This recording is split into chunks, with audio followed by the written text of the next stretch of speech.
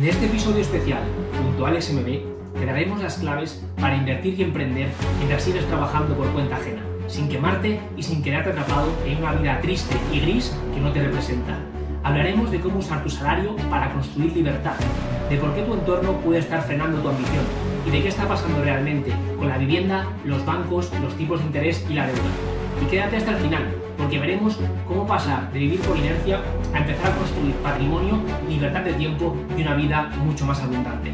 Así que coge papel y boli porque empezamos. Bienvenidos. Hoy tenemos un invitado de lujo, Alex MB. Alex, bienvenido a Madrid. Muchísimas gracias por compartir este ratito con vosotros y espero aportar al público todo lo máximo. Muchas gracias, seguro que sí, porque eres una persona de la que se puede aprender un montón. Y bueno, vamos a empezar directamente. Ángel, no sé por qué tema quieres empezar hoy. Pues fijaros, el tema que traigo hoy, que espero que guste a la gente que nos escucha, porque es gente seguramente inquieta, que tiene ambiciones por emprender, tiene esa skill o esa habilidad que quiere empezar a monetizar. Y el tema que traigo es cómo empezar y compaginar, sobre todo cuando tú trabajas como asalariado, ¿no? Hacer esas 8 horas más, hacer esa actividad o ese emprendimiento que uno tiene. Entonces, quiero comentar un poquito mi caso para bueno, pues que la gente vea cómo yo lo hice. Quiero explicaros también cosas que cambiaría de cómo yo lo hice y quiero conocer vuestra opinión y saber un poco vosotros pues cómo lo habéis hecho o cómo lo haríais. En mi caso yo, bueno, con 19 años arranco a trabajar en Renault, en cadena de montaje, poniendo tornillos. 5 años me tiro ahí haciendo lo mismo 865 veces al turno y a 3 turnos. Sí, no está mal. Sí, y luego es verdad que saco una formación, voy a un puesto un poquito más técnico y estoy otros 6 años, en total 11, ¿no? Y es más o menos 1 año y medio antes de dejar el trabajo cuando pues empiezo con la actividad de personal shopper inmobiliario, empiezo despacito, va cogiendo cada vez más volumen y es cuando estoy aproximadamente doblando el sueldo como asalariado cuando decido dar el paso y ya pues dejar el trabajo, ¿no? Digo, ¿para qué estoy yendo a la oficina si estoy generando el doble? Pero aquí yo creo que cometí ciertos, no sé si digo errores, pero que si volviera al pasado haría de otra forma. Y es que sobre todo los últimos 6 meses fueron 6 meses muy duros. O sea, fueron 6 meses muy duros porque al final pues hacía mis 8 horas, luego visitas, notarías. Me acuerdo que incluso me tocaba pedirme salidas del trabajo para ir a notaría, como lo podía ir haciendo, ¿no? Y realmente creo que no es tan necesario. Es decir, si volviera atrás, diría: Ángel, disfruta un poco más del proceso. Es decir, o sea, lo pasé creo que excesivamente mal para poder haberlo hecho de otra forma que, o bien a lo mejor una persona que quiera tener esa seguridad de tener ya cierto sueldo, pues que lo dilate un poquito más en el tiempo y que tenga esos ingresos antes de dejarlo. Y si no, a lo mejor también, oye, que se puede dejar con un poquito más de riesgo, pero el convivir esas dos actividades durante un periodo bastante prolongado, a mí, bueno, no digo que me pase la factura, pero durante esos meses pues fueron meses de estrés, de estar con peor humor, de no dedicarme nada de tiempo, descuidar la dieta, descuidar el gimnasio, descuidar mis buenos contactos y descuidarme a mí en general. Al final, si yo estoy mal, pues no rindo tanto en el trabajo. Entonces creo que es un poquito contraproducente. Es un poco lo que yo me diría. Entonces quiero saber un poquito vosotros cómo lo hicisteis, los que ya no estáis trabajando, o qué consejos podemos dar a la audiencia para compaginarlo. Muy bien, pues Alex, por ejemplo, me gustaría saber tu experiencia. Claro. A ver, yo comparto totalmente eso. O sea, el tema de disfrutar del proceso es algo bastante importante, pero sí que es cierto que yo diría que alguien que se lo diga desde fuera va a pensar, ok, está bien, pero alguien que está metido, como por ejemplo fue mi caso, necesito esa llama interior para que realmente no voy a poder disfrutarlo porque realmente estoy disfrutando del foco que tengo haciendo eso. Entonces yo un poco hoy también digo, realmente yo que emprendí, digamos, en el sector inmobiliario a través de la inversión y demás, pues sí que es cierto que yo diría, oye, quizá todas esas restricciones, todos esos viajes que no fui, todo eso ir a comer que no hice, quizá podía haber ido de vez en cuando. Pero ¿qué pasa? En ese momento yo no veía eso y quizá era necesario para llegar al punto de hoy. Entonces es algo que al final sí que alguien desde fuera que esté en nuestro punto, que estuvimos, pues lo puede llegar a entender, pero que al final en práctica es muy difícil de poner, porque tú estás con esa llama y estás con esa urgencia de decir, vale, yo lo quiero hacer mientras antes mejor. Entonces es muy complicado quizás de disfrutar ese proceso porque como yo lo veía, yo realmente disfrutaba de eso. Yo me ponía a pintar un piso y me comía, en este caso, con mi pareja noodle en el suelo y yo estaba disfrutando ahí realmente de eso. Ahora yo diría, oye, nos podíamos haber ido quizás a la playa alguna vez, ya, pero no fui. Pero realmente estaba disfrutando. Entonces, es complicado en ese disfrute. Para mí, yo diría que, oye, esas personas que estén ahí, pues mientras, como tú dices, mientras que puedan o que intenten disfrutar del proceso, pero que no pierdan el foco realmente lo que están haciendo, porque si no, no van a conseguirlo. Muy bien. Yo, pensando en mi último tiempo en el trabajo, los 2 últimos años fueron muy duros, porque era trabajar a saco, con muchas personas a mi cargo, con responsabilidad en el trabajo por un lado, y luego gastando vacaciones, fines de semana, todo en hacer reformas, porque como sabéis me hacía yo las reformas de los pisos en los que invertía, pero yo lo veía como siembra. O sea, es verdad que no disfruté nada ese proceso, que fue muy duro. Tengo grabado en mi mente de estar en Cuenca, quedarme en una obra, venía mi mujer, Bea, con los niños los fines de semana, y el domingo cuando se iban, macho, se iban llorando mis hijos en el coche, y yo me tenía que quedar ahí a seguir haciendo la obra, ¿no? Y entonces, obviamente, de ese proceso es imposible disfrutar, era muy duro, pero es verdad que, como dice Alex, yo sabía que alguien cuando recoge aceituna entiendo que no está disfrutando de esa actividad. Pero yo sabía que cuando haga el aceite iba a disfrutar mucho, ¿no? Y al final yo no podía estar con mis hijos prácticamente nada, y gracias a esos 2 años últimos de trabajo en los que compaginé ambas cosas, pues joder, al final he conseguido la libertad financiera y llevo ya 3 años en que pude mandar a mi jefe a la mierda y poder seguir con mi vida, ¿no? Eso por un lado, pero por otro también digo, y pienso ahora a toro pasado, que si hubiera sido más valiente y no hubiera necesitado tanta seguridad de ya superar con mis ingresos de las inversiones lo que ganaba con el trabajo, si hubiese saltado a la piscina antes, seguramente antes hubiese tenido los rendimientos que estoy teniendo ahora. Entonces, no sé, o sea, por un lado está bien que disfrutemos del camino, pero por otro es verdad que yo creo que, por ejemplo, en mi caso fue inevitable el pasar un camino de piedras y de rosas llenas de espinas, pero que a día de hoy ha merecido la pena. Es un poco, perdón, un detalle sobre Sí. lo que has dicho. Es súper interesante, es un poco la filosofía de Kiyosaki, ¿no? El hecho de decir, fuérzate, es decir, vamos a ver, abrimos comillas, ¿no? Pasa hambre, porque ese hambre es lo que te va a hacer luchar, evolucionar y conseguir tus objetivos antes, ¿no? Total. También lo disfrutas un poco también cuando llega a ese punto, al final sabes disfrutarlo, porque si al final ha sido fácil, no entiendes por qué ese esfuerzo. Entonces yo creo que ese sacrificio al final, cuando lo ves de lejano y ya ha pasado y ya estás como en un punto mejor, en esa libertad financiera como has comentado, al final tú dices, oye, esto ahora mismo es un momento dulce y es en base a todo el trabajo. Entonces tú también puedes inculcar a otros para que al final también diga, oye, tienes que poner el trabajo ahora y tener el foco en hacerlo, si no, no vas a llegar a esa libertad financiera o vas a estar siempre dependiendo de tu jefe, ¿no? Sí, yo, por ejemplo, en mi caso, estoy muy de acuerdo pues, con lo que comentáis, ¿no? Porque al final, cuando tú tienes un objetivo muy claro y lo quieres conseguir en un plazo determinado, es inevitable. O sea, al final, muchas veces yo creo que queremos tenerlo todo, ¿no? Queremos tener una buena vida, vacaciones, disfrutar del día a día y luego, aparte, conseguir objetivos, tener negocios, tener inmuebles. En la vida, yo creo que esto es un poco duro de decir, pero es verdad, pues no se puede tener todo, ¿no? Hay veces que hay momentos de la vida para cada cosa.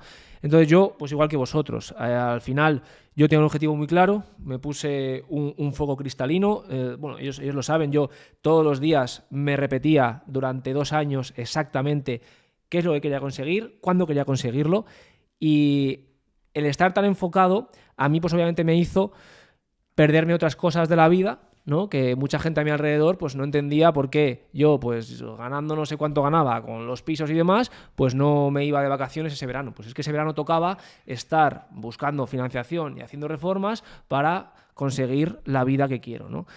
Y al final yo he visto a mucha gente a mi alrededor, de mi entorno, que yo al final soy una persona joven, tengo 31 años, que han estado disfrutando mucho de los 20 a los 30, mientras yo he estado con la cabeza metida en la cueva, ¿no? Y con el objetivo claro, luchando para ello. Y ahora es cuando, después de haber estado tan enfocado, tan concentrado y dejando tantas cosas de lado, estoy empezando a recibir esos frutos. Pero claro, mucha gente piensa, joder, es que mis 20 es la mejor época de mi vida, voy a disfrutarla, voy a vivirla. Ostras, pues sinceramente, yo ahora mismo las personas que tomaron esas decisiones cuando teníamos 22, en vez de tomar decisiones más a largo plazo y que requerían un mayor sacrificio en el corto plazo, ahora mismo están pasando dificultades económicas, no tienen capacidad pues, para comprarse una casa ni un piso. En cambio, yo todavía espero tener 60, 70 años por delante en los que yo ahora mismo soy libre de decidir cuál es mi destino, ¿no? Yo es verdad que, no sé qué lo ha dicho antes Sergio, ¿no? Que igual yo he sido excesivamente cobarde porque yo no he dado el paso de pasar a emprender más allá de la inversión inmobiliaria hasta que no he tenido el doble de rentas pasivas de lo que yo gano por mi salario por cuenta ajena, que probablemente no hace falta esperar tanto, pero es cierto que a mí a día de hoy tengo libertad de elegir pues, cuál es mi camino, cuál es mi destino, y yo ahora mismo quiero emprender, quiero complicarme la vida, pero si mañana decido que me quiero ir a la playa y disfrutar de esa vida que mucha gente ha disfrutado de los 20 a los 30, tengo 60 años por delante para hacerlo cuando yo considere. Y eso es lo que yo creo que al final el esfuerzo paga dividendos y esta es la forma de verlo recompensado, al menos en mi caso. También yo te diría una cosa, por ejemplo, mucha gente que a lo mejor está dispuesto a decir, ok, ese es el camino, yo un poco también lo viví, ¿no? Buscando esa libertad financiera cuando la encontré, pues al final yo decía, oye, me encanta viajar, me voy a poner ahora a viajar. Cuando yo empecé a viajar y a hacer todas esas cosas, a mí me encantaba jugar al pádel, por ejemplo, decía, oye, yo quiero jugar siempre, ¿no? Cuando pueda al pádel, a los mejores sitios y tal. Te das cuenta también que tienes que crear entorno, porque al final, cuando tú vayas a jugar al pádel por la mañana, la gente está trabajando. Entonces yo me di cuenta, en ese camino a la libertad financiera, digo, ok, ahora yo necesito ayudarle a otros, porque los otros están trabajando, se van de vacaciones una vez, por ejemplo, y conmigo no se vienen. Yo me empecé a viajar, digamos, entre comillas, el mundo, en distintos destinos que eran como mis sueños de vivir, y me di cuenta que al final, después de viajar, ya estaba aburrido. Me compré una propiedad primero en la costa, en Málaga, para estar allí, para jugar al pádel, que es donde estaban, digamos, los mejores profesores y demás en la época, y al final también te aburren, ¿no? Entonces, tienes que encontrar ese emprendimiento también, o yo donde lo encontré, fue un propósito donde ayudar a las personas y que al final puede estar bien irse un día a la playa, hacer 1000 cosas, pero al final tienes que saber el porqué. Yo alcancé esa libertad financiera, hice esos viajes que quería, sin mirar nada, no miraba lo que valían las cosas ni nada, y te das cuenta que al final necesitas ese propósito. Y eso fue ese emprendimiento, digamos, que tú comentas, que al final me da foco y que me permite ir a ver pisos a día de hoy a una ciudad X, o a ver inversiones, o hacer como hoy estamos haciendo aquí una cosa guay, que al final también me permite viajar, me permite ir al restaurante, me permite hacer 1000 cosas, pero en un propósito que es el mío personal. Entonces, yo creo que para las personas, como consejo que yo puedo dar a día de hoy en base a la experiencia es, oye, estás anhelando todo eso porque hoy no lo tienes. Cuando lo tengas, realmente te vas a dar cuenta que no es tan importante y que al final lo que es importante es tener ese propósito en base a una creación de un entorno que te apoye, en que tenga tus mismos valores, y para mí esa es la clave del día de hoy de mi vida y que al final ha marcado toda esta trayectoria, ¿no? Me mola, Alex, porque parece que has juntado como el propósito de vida con el trabajo, con las amistades, con el hobby. Es como el objetivo top, pero luego, a medida que os escuchaba, tenía como sentimientos encontrados porque sobre todo la vida de ellos me la sé mucho mejor. Y lo que dices, Christopher, por ejemplo, me encaja, que luego soy el último que puedo hablar, porque luego yo mismo he dicho, no, hay que disfrutar, pero me veo que en ese impasse de mi trabajo previo a la situación que tengo ahora, que soy de personal shopper, me he hinchado a trabajar un poco por ese miedo, ¿no? De quedarme trabajando para mí mismo y no estar facturando lo que tengo que facturar según mis estándares.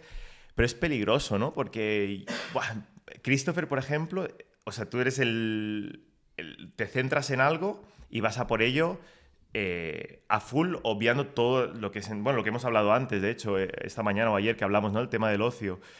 Entonces, no digo de quemar a lo mejor, de irte a jugar a pádel y ver que de repente ya no tienes un propósito, porque es verdad, también verte ahí tiene que ser un poco, vale, trabajo, pero es peligroso en el sentido de decir, y si trabajo demasiado, o sea, ese balance yo creo que es el problema, porque de hecho, Sergio, yo creo que cuando te conocí tú estabas en un punto dulce, y de hecho creo que lo sigues estando, o sea, has podido balancear familia, trabajo, felicidad. Eso a mí me da una envidia sana tremenda. Sí, aparte que tu vida, o sea, me gusta la vida de todos, me gusta mi vida, pero tu vida, pues está... Yo os admiro a todos, pero cuando conocí a Sergio pensaba, qué vida, tío. Y de hecho ya tenías tu familia formada y todo. Y Ángel está más disfrutón ahora, que también me parece guay, pero ¿no os parece que sobre todo es una lucha constante? Porque es que contigo también, Ángel, lo veo claro. O sea, es como Ángel, Christopher y yo, para que os hagáis una idea, o sea, dentro de puntos distintos nos conocimos en etapas de la vida más o menos similares. Entonces es como siempre esa lucha entre viajo más. Yo fui el más viajero, pero ahora el más viajero sería Ángel, ¿no? Y es como... Uf. Cuenta, por ejemplo, cuando íbamos de viaje y ahora es como que... Ah, no. Va, claro, yo a Ángel le echo memes. Ángel decía, nos hemos ido de viaje y Ángel, qué bien que delego mi trabajo. Y estaba todo el día con el portátil trabajando 7 horas al día. Tenemos un meme que luego te lo enseño, que es... ¿Lo has visto, no? Tenemos un meme guapo. Y ahora el próximo viaje me temo que voy a ser yo, ese Ángel. Y yo era el que salía de casa sin móvil, tranquilo, y decía, Ángel, qué envidia, no sé qué. Y Christopher, en cambio, es el que siempre asume como más trabajo a veces, ¿no? Como que entra más en esa dinámica de hay que trabajar y yo creo que justamente hay que impulsarle a relajarse, pero es que creo que le puede pasar lo que tú dices, de verse queriendo jugar al pádel a las 12 del mediodía y decir, pues creo una empresa de hacer amigos, creo un meetup de hacer amigos para jugar al pádel. Ha tenido que enriquecer a su entorno para tener compañeros para jugar al pádel. O sea, es muy top, es muy guay, pero... Pero es un poco la idea que yo tenía siempre era decir, ok, yo tengo que llegar a la montaña, escalarla, poner la bandera y que haya gente al lado. Si no hay gente al lado, realmente he perdido. Esa libertad financiera no me sirve para nada. Entonces, lo que yo me lo aplico es decir, ok, yo ahora, por ejemplo, viajo casi todas las semanas. Ahora, viajo con un propósito claro. En esas ciudades siempre encuentro amigos. Como ahora mismo estamos aquí, conozco gente nueva y al final me aportan, vamos a comer a un sitio, me enseñan cosas nuevas y al final todas las semanas estoy viajando, pero para algo. No digo, yo voy a viajar, pero un poco porque tengo que desconectar. Y yo digo, yo no quiero desconectar, es que me encanta mi día a día. Entonces, yo quiero el teléfono, todo el mundo que me llama, aunque sea, por ejemplo, un inversor o sea alguien relacionado con lo que podemos decir trabajo, realmente es ocio. Realmente yo me llama y mezclamos nuestra vida personal y el trabajo, ya todo está unido, ya no hay una separación.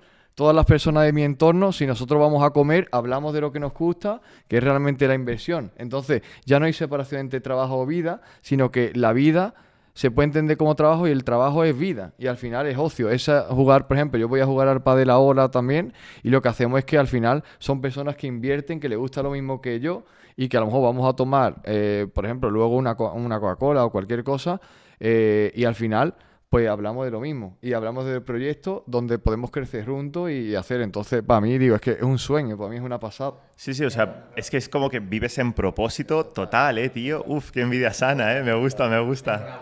Por haber llegado ahí, Alex. Y oye, y cambiando un poquito de tema, ya que te tenemos aquí y controlas mucho economía, te gustan los datos macro y demás, el precio de la vivienda, todos estos años, llevamos unos años dorados los inversores inmobiliarios, sí que hay muchos expertos que llevan tiempo diciendo que se va a moderar, etc. Lo llevamos oyendo años, de hecho, ¿no? Y la moderación como que parece que nunca llega. Pero sí que es verdad que ahora parece que se ha enfriado el número de hipotecas este primer trimestre del año, por primera vez en mucho tiempo, y que se están endureciendo un poco los tipos por tema de guerra, por otra serie de cosas. Me gustaría saber cómo crees que puede evolucionar el precio de la vivienda este año. ¿Cómo crees que puede Sí, a ver, yo creo que realmente el número de hipotecas en descenso son muchas veces datos macros que tiran, digamos, los medios, pero realmente hay menos hipotecas porque realmente hay menos oferta de vivienda, no realmente porque sea que se están dando menos hipotecas.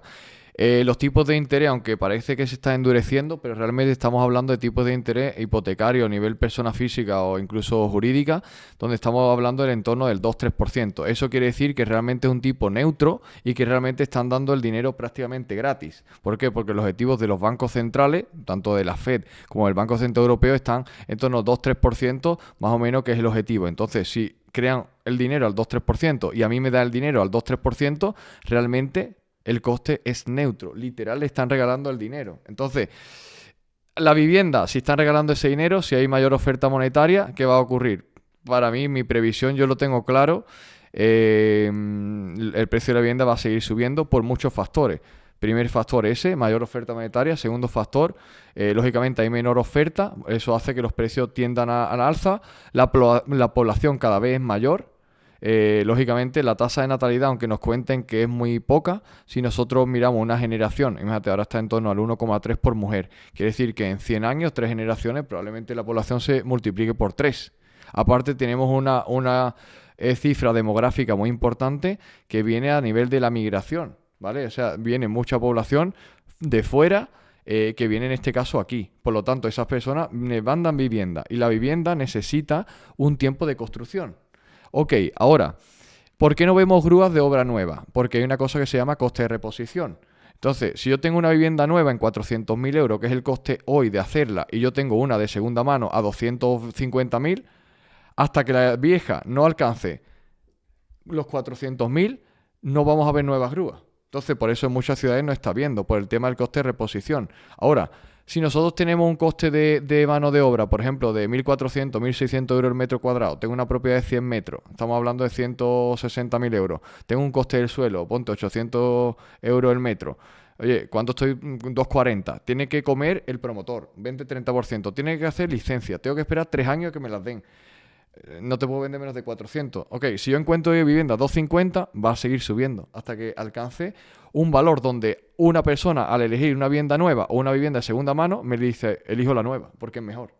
Porque yo quiero lo nuevo. Ahora, hasta que no alcance ese punto, todavía la vivienda tiene recorrido. Y si también lo comparamos con el aspecto macro de nuestros vecinos en otros países, realmente las rentabilidades que se están obteniendo en España respecto a otros países del entorno euro, las rentabilidades son brutales, aunque pensemos que no, pero, por ejemplo, yo que procedo de la inversión, tanto de analista, tanto en Francia, que he estado, como en Reino Unido, y conozco mucho el tema de los mercados, una inversión patrimonial en Francia, estamos hablando de quizás 3%, 4%. Aquí pues, todavía me encontramos al 6, al 7, al 8, al 9. Todo ese recorrido lo tenemos, a nuestro favor. Entonces, oye, es el mejor momento para nosotros los inversores. De hecho, me gusta mucho la reflexión que haces porque siempre da la sensación de que todos anhelamos lo que no tenemos, ¿no? Y siempre creemos que el jardín del vecino es más bonito, que el país que está enfrente es mejor y al final no somos capaces de ver, ¿no?, la realidad que hay en nuestro propio mercado. Al final, lo que nos ocurre muchas veces es que nos centramos en que si los políticos hacen no sé cuántos, que si a nivel en España es muy complicado invertir. Empezamos a entrar en un discurso victimista que lo único que nos hace es no ser capaces de ver la realidad que hay. Es lo que dice Alex, ¿no? Que yo me he puesto a hacer números y realmente, unido con la capacidad de financiación que tienes en España por ser español, probablemente sea imposible o muy complicado que una persona normal consiga rentabilidades mejores y mejores oportunidades en otro país, ¿no?, que en tu propio país aquí en España. Y luego también, por otro lado, es un tema que también hemos estado hablando antes y creo que es importante tenerlo en cuenta, y es que a mayor inseguridad jurídica, mayores dificultades, pues un mercado más imperfecto, ¿no?, lo que ocurre es que gracias a que hay problemas de inseguridad jurídica, hay ocupación, hay situaciones de incertidumbre, hay impuestos relativamente altos. Gracias a eso el mercado es imperfecto y eso permite que gente normal como nosotros, sentados en esta mesa, tengamos una oportunidad de poder salir del sistema y ser libres. Si tú ves un sistema absolutamente perfecto en el cual no hay ningún problema jurídico, las rentabilidades son espectaculares, no hay ningún tipo de situación de conflicto, entonces ese mercado perfecto lo que haría sería que los grandes capitales se harían con el 100% de los inmuebles que hay en ese mercado. Por lo tanto, nosotros nos quedaríamos sin oportunidad, ¿no?, de poder ser libres y salir del sistema. Totalmente. A ver, a nivel político, como tú comentas también, es una oportunidad brutal como yo lo veo. O sea, donde yo veo, por ejemplo, ahora a nivel político que se incentiva o podemos decir de alguna manera o se es permisivo con la ocupación, yo veo oportunidades para comprar a mitad de precio de mercado. Cuando yo veo en este caso que hay... Mucha gente lo llama, ¿no?, paguitas o todo este tipo de cosas. Yo digo, está genial, porque al final yo voy a alquilar, por ejemplo, propiedades en habitaciones donde el precio, donde yo antes cobraba 300, ahora cobro 450 y eso multiplícalo por muchas casas, es mucha rentabilidad. Entonces, al final, yo creo que desde el sistema se vende de que al final se le da la ayuda a algunos, pero al final, yo como comento, siempre llegan a los mismos. Al final todo, por alguna manera u otra, tú tienes que estar en el lado de donde puedas recoger el máximo, digamos, potencial, ¿no? Y al final, donde, bien como tú comentas, si hay en este caso una oportunidad, es donde hay realmente riesgo. Si todo el mercado fuera, como tú comentas, hiper perfecto, no podríamos tener estas oportunidades. Yo creo, a su vez, sobre un poder más grande lo que vemos a nivel político, es que los grandes capitales, los grandes mercados, la gran política, lo que ocurre es que decir, ok, ahora mismo tenemos muchas viviendas procedentes de la crisis. ¿Qué pasa? Necesito gente que la gestione. Genial. Cuando ahora mismo necesitamos una política que incentive eso.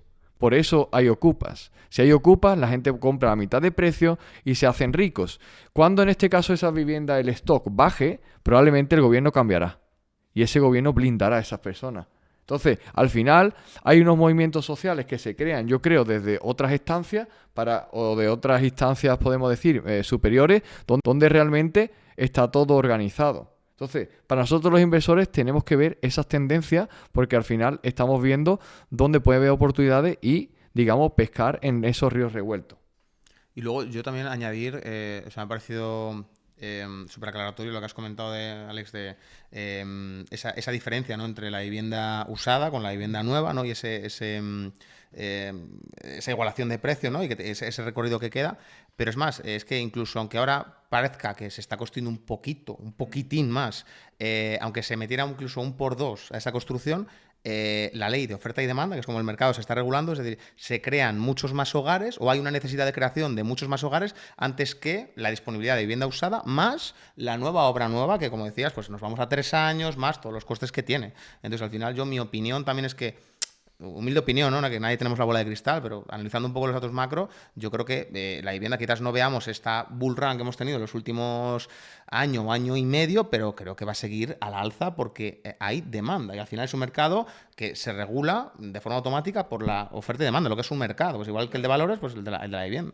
Probablemente, yo diría que quizá no hemos visto ni siquiera ni la parte buena, yo diría. O sea, si yo analizo la oferta monetaria que hay, en este caso, procedente desde el COVID, que es donde hemos visto gran parte de eso, pensad que los bancos centrales ponen el dinero en los bancos comerciales, los típicos que vemos en la calle, pues los bancos comerciales prestan a ratios de 90% financiación, 80% financiación. Eso significa que por cada euro que ellos han recibido del Banco Central Europeo lo multiplican por muchas veces. Cada vez que le entra el salario de una persona, vamos a decir, cuando una persona tiene el salario domiciliado en una cuenta de banco y le entra 2.000 euros, el banco crea, a lo mejor, porque un poco se entienda, crea 20.000.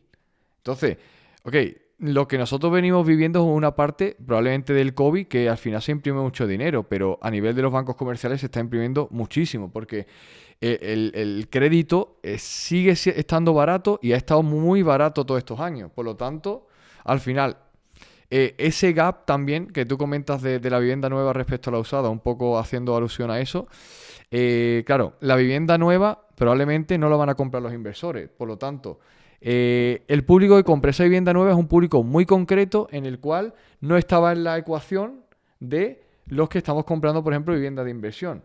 Ni tampoco nosotros estamos en su ecuación. Nosotros no somos competencia para ese tipo de personas y por lo tanto es un mercado totalmente paralelo. Pasa igualmente como, oye, muchas veces dice, es que esta persona, claro, no tiene acceso a la vivienda. Claro, no tiene acceso a la vivienda a comprarla porque de todas maneras nunca la iba a comprar. Tiene malos hábitos, no tiene ahorro, no tiene nada. Entonces esa persona nunca va a ser competencia. Esa es la ecuación. Si es que de todas maneras este gobierno, el otro gobierno, cual sea, tenga la vivienda casi de VPO, de no VPO. Si de todas maneras no la iba a comprar, aunque fuera de VPO, no tenía el ahorro, pues no tiene los hábitos. Entonces, oye, en todo eso también lo tendría yo en cuenta porque al final es importante como analizar tanto el micro como el macro y por eso yo creo que, y mi estrategia a nivel tanto empresarial como de inversor es comprar ahora mismo a saco porque realmente esa expansión de precios puede ser muy fuerte. Ya lo vimos, por ejemplo, en los 90, en los 2000.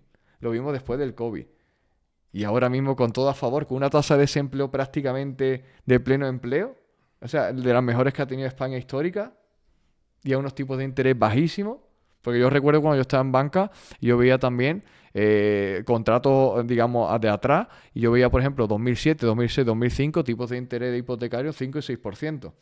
Hoy estamos viendo eso, y estábamos en el top. O sea, si en el top estábamos 5 o 6 y hoy tenemos 2, 3, lo de 2007 no es nada.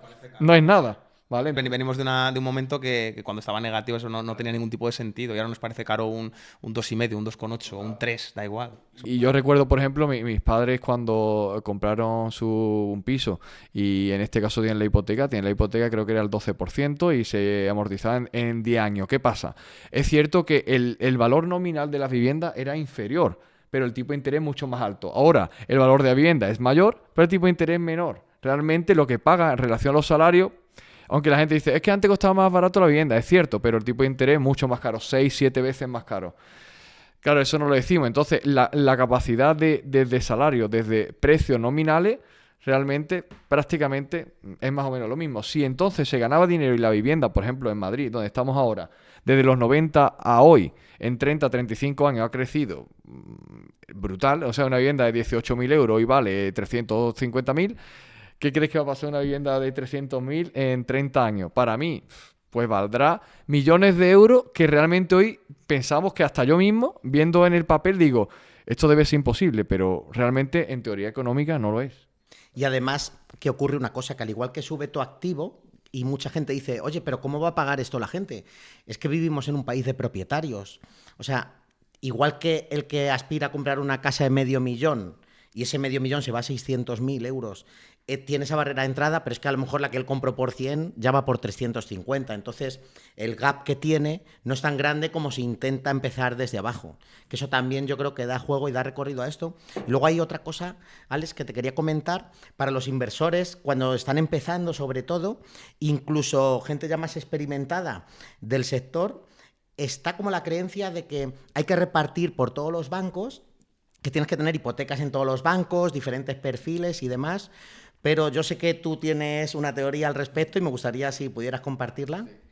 A ver, muchas veces, quizás para empezar, un poco, quizás una persona, digamos, tiene un ahorro más limitado y demás, pues quizás intentar pescar, digamos, en distintos bancos puede ser interesante para una estrategia de compra inicial, pero es cierto que a largo plazo, para una escala, le va a suponer problemas porque no va a tener un perfil bancario quizás bueno en ninguna de las entidades. ¿Por qué?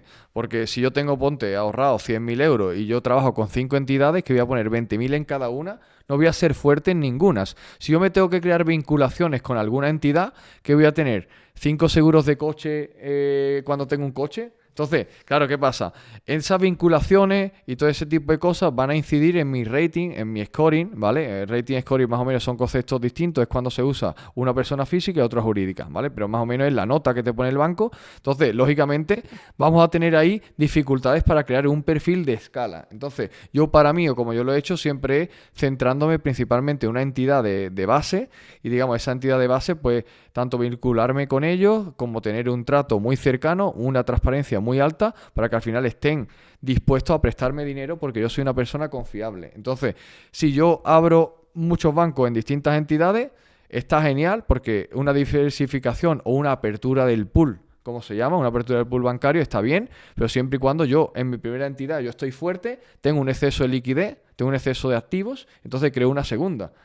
Pero si yo tengo en este caso un dinero X limitado y voy a muchas entidades a pescar, no voy a ser fuerte en ninguna y no voy a tener un rating que me permita escalar. Probablemente 1, 2, 3, 4, 5, 6, 8, ok, quizá es interesante o puede ser posible escalar ahí a comprar, pero si yo quiero escalar 25, 30, 40, 50, ya hablamos de cosas distintas y luego una cosa que va a tener en cuenta también las entidades es el nivel de patrimonio que nosotros tenemos. Nivel de patrimonio, cuando ya llegas a esas escalas, 20, 25 propiedades, el nivel de patrimonio que valen esos activos no es lo mismo que sean activos de 50.000 que sean activos de 150.000 o de 200.000, porque el banco también te va a prestar en base a ese patrimonio. Si yo tengo repartido en distintos bancos, para que me hagan la declaración de bienes, para que vean en este caso mi activo, cuando tú le des una carpeta con un montón de escritura y tal, si tú ves que no estás vinculado, no se van ni a molestar en meter todos esos datos, que es una locura.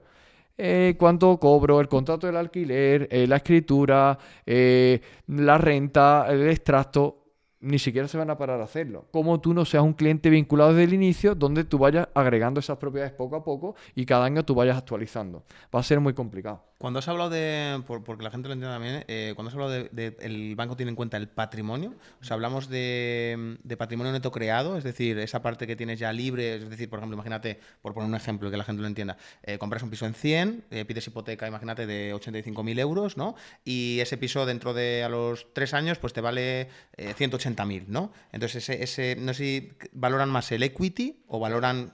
Comenta un poco esta parte. Claro, al final cuando tenemos 1, 2, 3 pisos tampoco es tan importante, pero en el caso que, imagínate, vayamos a carteras más grandes, 20, 25 pisos, por ejemplo, claro, si yo tengo pisos de 200.000, estaríamos hablando de 3 millones. A lo mejor eso me incide en el banco en un posicionamiento, a lo mejor en otro segmento distinto, ¿vale? El banco tiene distintos segmentos y, por ejemplo, oye, me puedo posicionar en banca privada, Esto los bancos lo llaman como nombres, ¿vale? Un poco por aclaración. Oye, podéis escuchar, cliente VIP, banca Premier, banca no sé qué. Ok, todo eso son de los distintos segmentos que no dejan de ser, digamos, el patrimonio que alguien tiene. Entonces, claro, si yo estoy mal segmentado o... en este caso, yo tengo un patrimonio, como tú comentas, oye, tengo 20 propiedades y cada una es una media de 150.000. Tengo 3 millones, a lo mejor voy a estar en otro segmento y eso me va a permitir sacar más crédito en mejores condiciones y mayor escala. Si yo a lo mejor tengo una mala segmentación, ¿qué me va a ocurrir? Que a lo mejor me están tratando como un pensionista que va a la oficina porque tengo realmente el mismo segmento. Entonces, eso me va a incidir mucho en que yo tenga el patrimonio muy bien puesto en cada entidad que yo trabajo. Si yo trabajo con 5 y yo digo, oye, he comprado aquí, pero ahora voy a comprar en otra, tal, probablemente no me lo van a hacer, porque no se van a parar a hacerme eso, que es un trabajo brutal. Incluso ya cuando escalamos un poco más alto y lo hacemos como persona jurídica, como empresa, hay distintas entidades que hacen sistemas de análisis conjuntos, donde ven la persona física y la jurídica. Entonces, para que alguien te haga ese análisis y te meta ese censo de datos, es porque realmente has creado desde cero. Tú vas a una entidad, oye, que mira, en esta entidad me está dejando el dinero, pero ahora no me lo deja y quiero que me lo des tú. Yo, por ejemplo, cuando estaba en banca, que está en esta posición, digo, oye, ¿por qué vienes a mí si tú tienes tu nómina allí, tienes tus pisos, tal? ¿Por qué vienes? ¿Es porque realmente te han denegado? Entonces, ya te da cosas que pensar. Entonces, para hacer eso, necesitas crear confianza en una entidad. Si al principio vemos que no nos funciona, cambio a otra y vuelvo otra vez a crear la vinculación ahí. Vale, porque estaba pensando, o sea, está mucho la creencia de que si tienes todas tus hipotecas en un mismo banco, como que el mismo banco... Vamos, yo lo he escuchado, no sé vosotros, prefiere que tengas una vinculación con otro banco, que te hipoteques con otro y que el riesgo no lo asumas solo una entidad. ¿Esto realmente es así o...?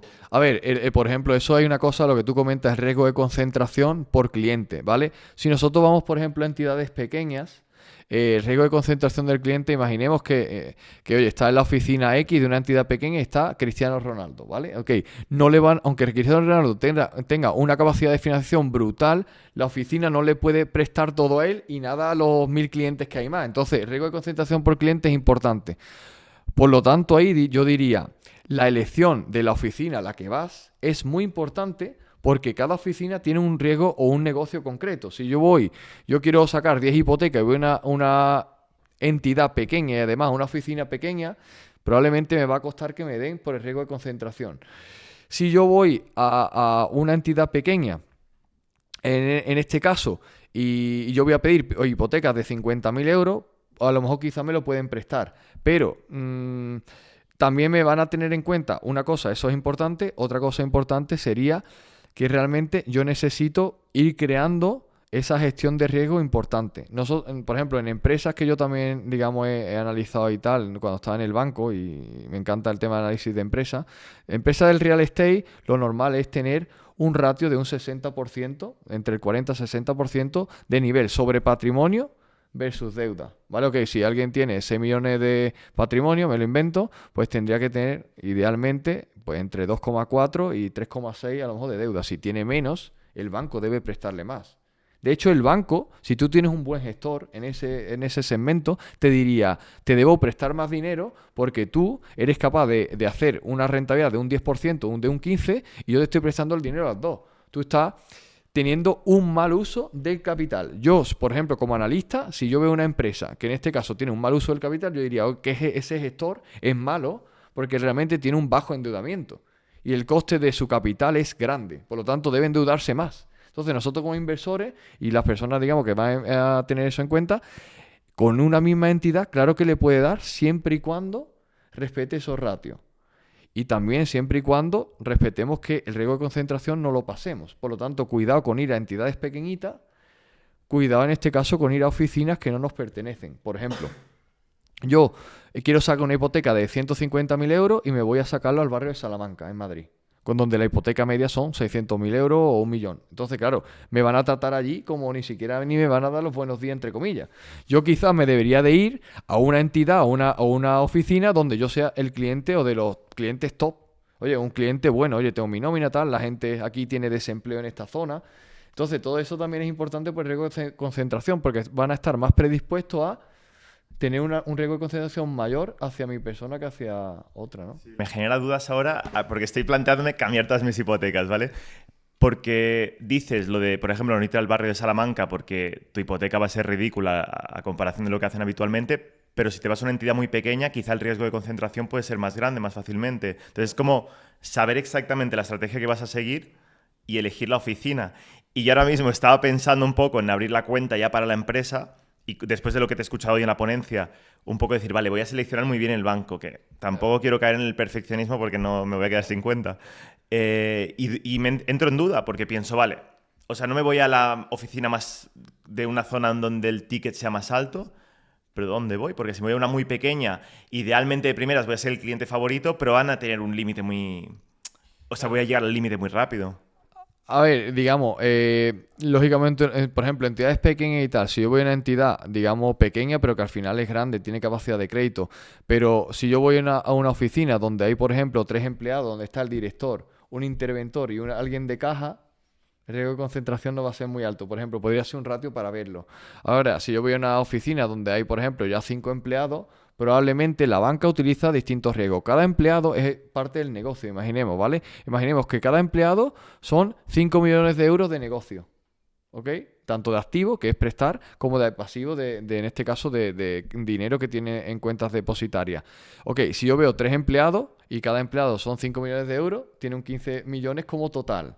Si yo voy a pedir 1 millón o yo tengo posibilidad de pedir 1 millón en hipoteca, probablemente voy a hacer una parte de 15. Si tiene una oficina 1.000 empleados, probablemente ahí el riesgo de concentración está jodido. Está mal, ¿no? Ahora, si yo, por ejemplo, veo una oficina donde mi objetivo es 1 millón de euros de compra y una hipoteca que me llegue quizá a 500, 600K y yo veo 5 empleados de una media de 5 millones, pues 25, si me dejan 600K, no, a lo mejor no estaría tan mal. Ahora, tengo que tener en cuenta que, o sea, quizá viendo el número de empleados que hay en la oficina ya me da pistas si yo dónde quiero escalar. Si yo, por ejemplo, voy a sacar 4 hipotecas de 50.000 euros, oye, esa oficina que tiene 3 empleados me vale. Pero si voy a sacar hipotecas de compra de 200.000 euros y yo quiero comprar, ponte 5, que va a ser 1 millón de compra, y al 80%, 800.000 euros... De hecho, a mí me ha pasado personalmente que al principio acudíamos a bancos más pequeños, cajas de ahorros y demás para sacar hipotecas, pero conforme hemos ido escalando, donde conseguíamos seguir financiándonos es en bancos grandes. Claro, o sea, perdón, esto va a ser una mentoría, pero es que estoy dudando mucho. O sea, yo tengo una caja que me interesa mucho por eso mismo, pero claro, bueno, voy a ir con la libretita. He visto 3 empleados, siempre hay 3. Claro, ahí me voy a limitar. Pero también hay que ver el número de operaciones por año, entiendo, ¿no? No es 15 millones que, como comentabas, si fueran 5 millones por empleado, es al año, entiendo, ¿no?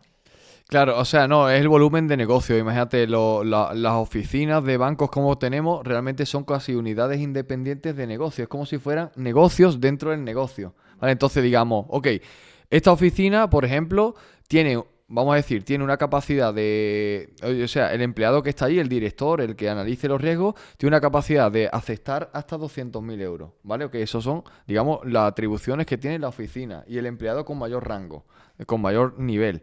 Ahora, a partir de ahí, lógicamente, eso va a venir determinado por el volumen de activos, que son créditos, que tenga esa oficina y la capacidad de gestión que tenga esa oficina. Entonces...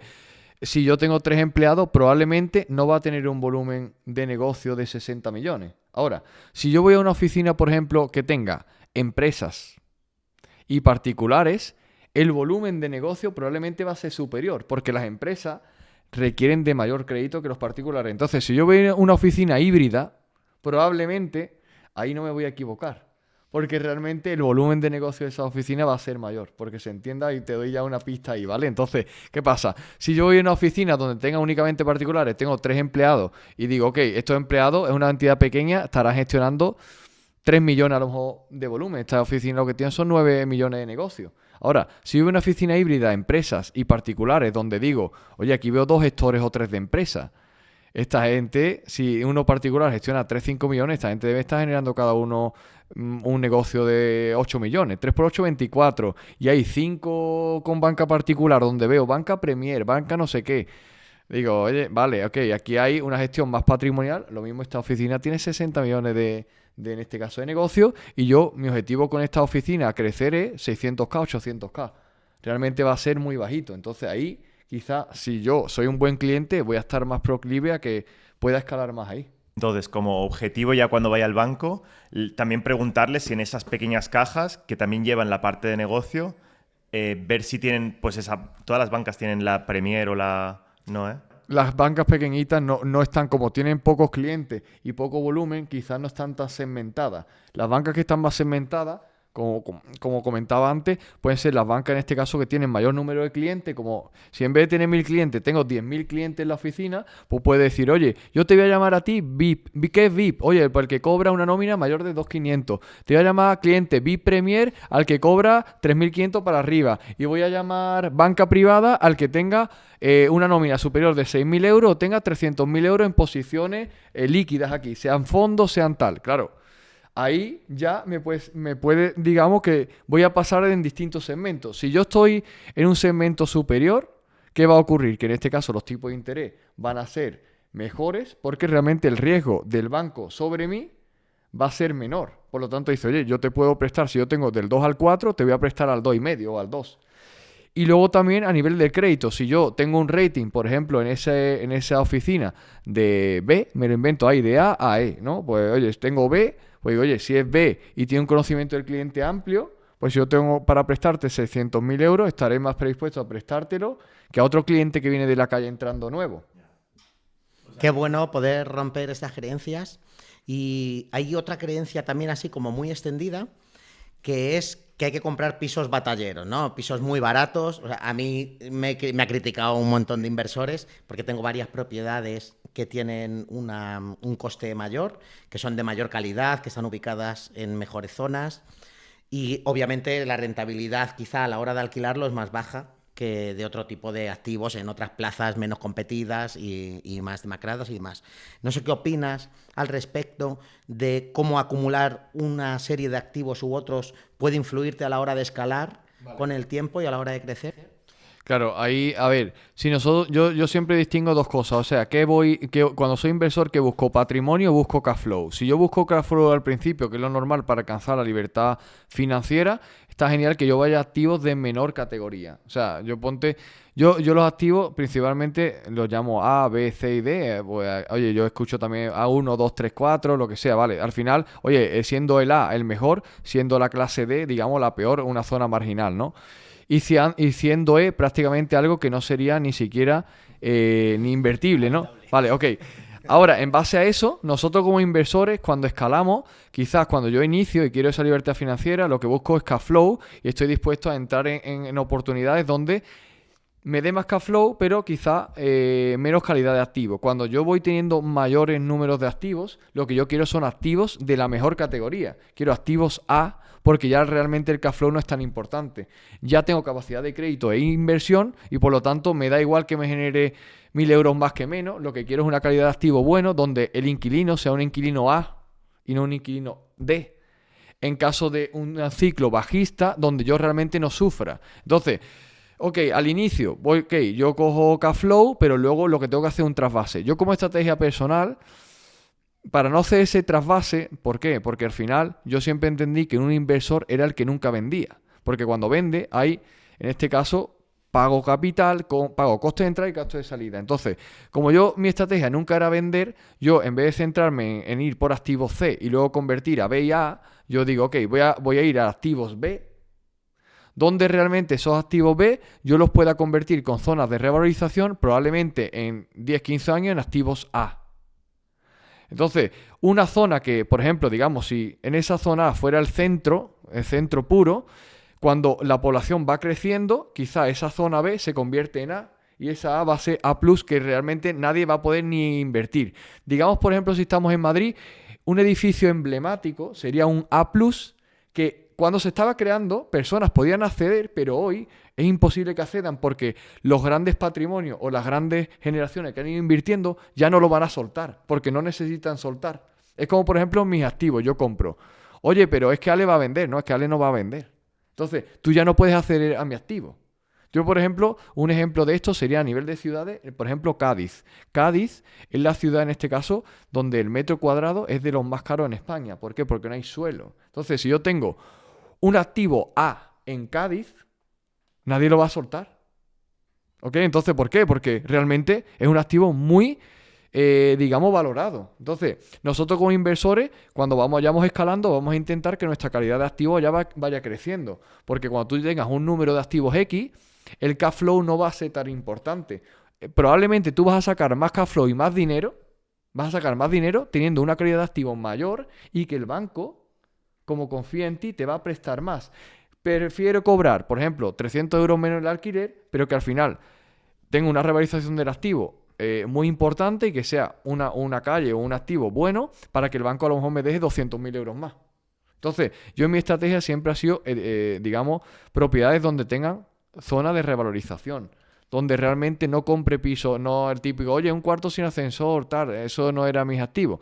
Porque al final en un ciclo bajista voy a sufrir, esa gente me van a impagar. Si yo quiero hacer un exit, siempre un inversor tiene que tener en cuenta eso, no voy a poder salir rápido. Ahora, si yo compro en zonas donde la clase media, que es el mayor grueso de la población, un 70-80% de la población, esté dispuesto a comprarlo y sería la vivienda de los sueños con los que se puedan ellos comprar, yo siempre voy a tener una salida rápida. Le puedo vender a un particular, también a un inversor, y yo mientras estoy cobrando cash flow. Y si se revaloriza, como hay una mayor demanda, pues lógicamente voy a sacar más dinero a nivel de crédito.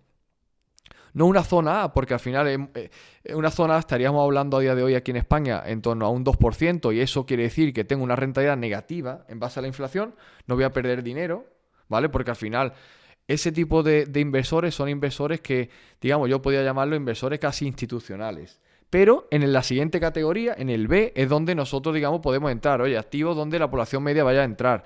Que no me dan los números en larga temporada. Tendré que cambiar la modalidad, tendré que cambiar cositas para al final sacarle, pero al final la calidad del activo no puede sufrir. Porque si no, el que voy a sufrir soy yo. Cuando venga un ciclo o tenso en tipos de interés o tenso a nivel de tasa de desempleo y todo eso, que son aspectos que siempre se van a repetir. Ahora mismo, por ejemplo, vemos un ciclo donde hay tasa de desempleo muy baja, donde la gente están cobrando, pero lógicamente esa gente, como ven que tienen más dinero, empezarán a gastar en productos de consumo, se empezará a endeudar en exceso, llegará otro ciclo donde al final esa gente perderá muchas cosas y volverá otra vez los inversores a comprar a descuento.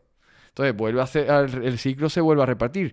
En los 90, en el 92 tuvimos una crisis importante en España, en los 2000 con la burbuja.com la volvimos a tener, en 2008 volvimos a tener con la subprime, en el COVID tuvimos una supuesta también crisis porque al final esa producción sufrió, aunque los bancos centrales nos apoyaron, y probablemente en 10 años, cíclico, volverá a pasar a una incidencia así. Y nosotros, como inversores, tenemos que estar preparados para en los momentos de crisis ganar todavía más dinero, posicionándote en mejores activos. Y lógicamente, ese flujo de caja que estoy acumulando ahora, cuando llegue esa época, ¡bum!, meterme y posicionarme, y ese ya no se suelta. También yo creo que, o sea, por ejemplo, en un inversor, vamos a decir, promedio, ¿no? Es decir, no una persona que tenga ya muchas propiedades, ¿no? Pero que creo que cuando la gente empieza, sí que se puede llegar a permitir el comprar las primeras propiedades, y no te digo a lo mejor de las primeras 10, ¿no? Pero yo qué sé, las 3, 4 primeras, un poquito más, pues a lo mejor que no sean D ni E, pero que sean C, imagínate, o yo les llamo piso chusta, ¿no? Es un piso un poco más chustilla, yo les llamo así. Pues yo, mis primeros, a lo mejor, 3, 4 pisos fueron chustillas, algún cuarto sin ascensor, alguno cerca de, no en zona marginal, pero un poquito ya cerca de zona marginal. Y realmente a mí, con un sueldo de una fábrica normalito, es lo que consiguió hacer echar a andar la bola. Es decir, ahí es donde conseguí mejorar mi capacidad de ahorro, conseguí generar más ahorro y conseguir comprar más propiedades. Ahora bien, yo cuando estaba a lo mejor en un punto de 5 viviendas, es cuando, me gusta decir, maduré como inversor y empecé a ver justo lo que tú comentas. Y al final es que te acabas dando cuenta, precisamente por eso, porque el perfil que te viene el inquilino es mucho mejor, se alquila mucho mejor, te das cuenta que la recepción es mayor, lo que tú has dicho me parece súper importante, que le vendes al grueso de la población en caso de querer salir. Entonces me parece muy importante, pero yo también rompo una lanza un poquito porque en los inicios, para un inversor, vamos a decir, normal, que tenga pues una pareja con su trabajo y sus nóminas de entre 1.500 y 2.000 euros, que es a lo mejor la medida que puede haber, puede ser muy beneficioso, siempre con vistas a acabar en una estrategia más del activo de calidad, pero que en los inicios creo que puede ser importante y puede ser un empujoncito rápido a la bola de nieve. Sí, al principio sí, pero piensa que, imagínate que esa persona compra ese cuarto sin ascensor, ¿no? Y está bien porque al final, oye, coge cash flow, pero al final nos venga un ciclo en 2 años bajista y al final la única persona que le puedo vender ese piso probablemente es a otro inversor. Y ese inversor ahí va a tener miedo, porque el inversor y el dinero, que no es profesional, ¿qué ocurre? Que al final es miedoso con el dinero y no va a entrar. Yo cuando hay ese miedo, pues estoy más dispuesto a entrar, pero probablemente el mayor grueso no van a entrar porque son, yo lo llamo, o sea, dentro de inversores, ok, está inversor, pero luego está el ahorrador, que realmente lo llamamos inversor, pero realmente es un ahorrador, una persona que ha ahorrado y va a invertir. Entonces, puede estar bien como para potenciar, pero yo diría, tienes que estar, digamos, ya con el ojo en el lado para intentar quitarte ese activo lo antes posible y cambiarlo por un activo de mejor categoría. Al final es cambiar los cromos, oye, te doy esos cromos que son peores y yo cambio a cromos mejores. No quiere decir mejores para mí, pero para esa persona van a ser buenos también, porque en esa etapa quizá necesita mayor cash flow y yo le doy mi cash flow a cambio de tener un menor cash flow pero mejor calidad de activo. De hecho, ese tipo de inversor que no se retire por miedo va a ir con el colmillo afilado, porque ahí sales a pescar en río revuelto, entonces al final vas a estar en una posición de desventaja. Creo que es muy importante la estrategia para llevar a buen puerto tus inversiones. Esta mañana hablando con una inversora me decía que quiere hacer, que no sabía si un flip, si habitaciones, o sea, fijaos cómo está invirtiendo la gente, ¿no? A día de hoy. Hay una cosa que tú hablas dentro de la estrategia que es la velocidad de compra. Eso es algo que no se lo he escuchado a casi nadie, pero creo que es súper interesante. Creo que para encajar bien la estrategia y tener éxito a medio y a largo plazo es algo básico y me gustaría que lo pudieras explicar. A ver, es un concepto un poco complejo, pero simplemente, digamos, el concepto del payback, el plazo de recuperación, yo voy a poner un dinero y mi primera pregunta es ¿en cuánto yo lo voy a recuperar? Si yo lo recupero, por ejemplo, yo intento, por ejemplo, en propiedades, cuando hago un alquiler, que intento el dinero que invierto prácticamente recuperarlo en 2 años, ¿vale? En un 50%, intento que sea ese mi ratio de inversión. Lógicamente esto es complicado en etapas iniciales, pero al final cuando va aumentando eso, pues, oye, yo invierto un dinero, en 2 años tengo que recuperar 100%, si no para mí, digamos, no sería una inversión adecuada. Entonces, Hablamos de ROCE, cash on cash. el cash on cash, sobre todo el cash on cash, ¿vale? O sea, el dinero que yo he invertido, imagínate que yo invierto en una acción, ¿no? Oye, si yo... Explícalo si puedes, Claro, el cash vale, on cash, porque a lo mejor vale. no todos los Vale, clientes están vale, familiarizados. genial. Tú imagínate que nosotros estamos invirtiendo en otra clase de activo, por ejemplo, en una acción, ¿vale? O en un fondo, en un índice, lo que sea. Si yo pongo 100.000 euros y se me va de 100.000 euros a 120, entendemos todos que tendría un 20% de rentabilidad bruta. Luego tendría que pagar, en este caso, impuestos y demás, pero eso lo obviamos para el caso técnico, ¿no? Yo tendría un 20% sobre mi dinero. Puse 100.000, tengo 20.000. Ok, ahora, en el sector inmobiliario tiene una palanca muy importante y por eso invertimos. Para mí es la principal palanca, que es el apalancamiento. Si yo en una propiedad de 100.000 pongo 20.000 euros, realmente exactamente, me lo deja el banco. El resto, esos 20.000 euros que yo pongo de mi dinero, como si yo hubiera puesto en el fondo, son los que yo tomo como referencia para mi rentabilidad. Entonces, si yo el primer año recupero 10.000 y el otro año recupero 10.000, estoy haciendo un 50 anual. Al igual que si yo pongo 10.000 euros en un fondo, se me va de 10.000 a 15.000, yo diría un 50%. Y al otro año, otros 5.000 euros. Ok, os diría, oye, pues sobre lo que puse, el primer año gané un 50 y luego otro 50. Entonces, ese es el concepto principalmente del cash on cash, el dinero que pongo versus el que recibo. Ese concepto es lo mismo, digamos, unido a lo que es el plazo de recuperación. Porque se calcula, el plazo de recuperación sería en años, en tiempo, en la T de tiempo, y el otro diríamos que sería a nivel de porcentaje. Ambos conceptos están muy unidos. Entonces, la velocidad de compra va muy unido incluso a estos dos conceptos. Sería, Yo como inversor, en base a mi objetivo, yo me marco un precio de compra en el cual yo me siento cómodo a nivel de gestión de riesgo mío. Ok, ahora establezco un precio de compra donde yo voy a entrar un marco de inversión propio, un modelo de inversión para mí. Dentro de ese modelo yo tengo que especificado el dinero, las unidades monetarias que yo voy a gastar, y tengo que determinar el tiempo. Ese tiempo lo que va a determinar es esa velocidad va a determinar cada cuánto tiempo yo debo comprar para mi propia estrategia. Ahora, lo que tú has comentado de gente que dice, oye, yo ahora entro en Flip, yo ahora entro en las habitaciones, yo ahora entro en tal y cual, porque no saben realmente definir su objetivo. Entonces no saben definir en cuánto tienen que comprar, cada cuánto tienen que comprar. Y todo eso le afecta a su estrategia y al final no pueden escalar. Entonces, esa velocidad de compra para mí es vital, porque sí, esa velocidad de compra me va a afectar al rating en el banco. Si yo tengo un scoring crediticio de X y yo compro, como tengo mayor riesgo, me va a caer y yo ahora tengo que darle confianza al banco con mis cash flow que se vayan elevando y subir el rating, y yo compro antes de la cuenta, probablemente el banco me deniega. ¿Por qué? Porque mi velocidad de compra correcta no era esa. Si yo también, por ejemplo, ahorro, me lo invento, me lo ahorro 20.000 al año y yo voy a comprar piso de 100.000 euros y yo estoy en Madrid y entonces voy a pagar ITP 6%, 6.000 euros más al 80%, 20.000, 26 más los gastos da 30.000. Ok, si yo compro piso de 100.000 euros y yo ahorro, me lo invento, 30.000 al año y yo tengo que poner 30.000, quiere decir que cada 12 meses, con el dinero que yo genero, podría, en este caso, comprar. Mi velocidad de compra sería 12 meses. Ahora, ¿qué ocurre? Y que yo veo muchos casos, tanto de las formaciones como eventos, mentoría, todo esto, ¿no?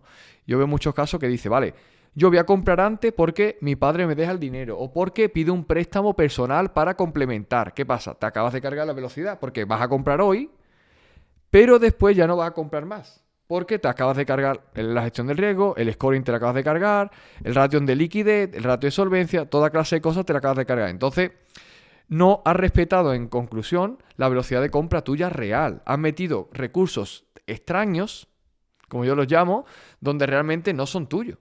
Has hecho una trampa. Entonces, en esa vez haces la trampa, pero esa trampa no va a tener consistencia a largo plazo. Entonces, por eso esa velocidad se une con esos conceptos que daríamos para horas, digamos, en tal, de ese plazo de recuperación y de, en este caso, ese cash on cash, que para mí son las variables principales, además de muchas otras, pero, digamos, en la inversión inmobiliaria más inicial. Digamos, para mí la inicial, el cash on cash es la clave, porque si no, no sé mi dinero a cuánto lo estoy invirtiendo.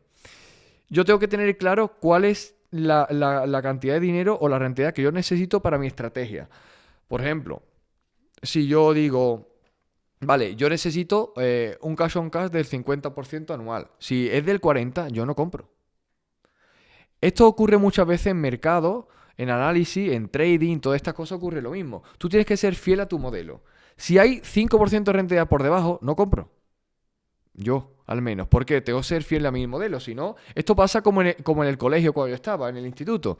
Decía, ok, oye, he sacado un 4,7, no ha aprobado nadie, y yo apruébame porque está buena un trabajito, te pongo un 5. ¿Ya? Pero entonces el del 4,3, yo dale otro trabajito extra y que sube al 5. Entonces aprobamos todo el mundo. Y para el año que viene no vas a estar preparado para seguir porque no has superado lo que tenías que superar. Correcto. Para el año que viene, cuando yo haga matemáticas, yo no he sabido hacer ecuaciones, yo no podré hacer otra cosa.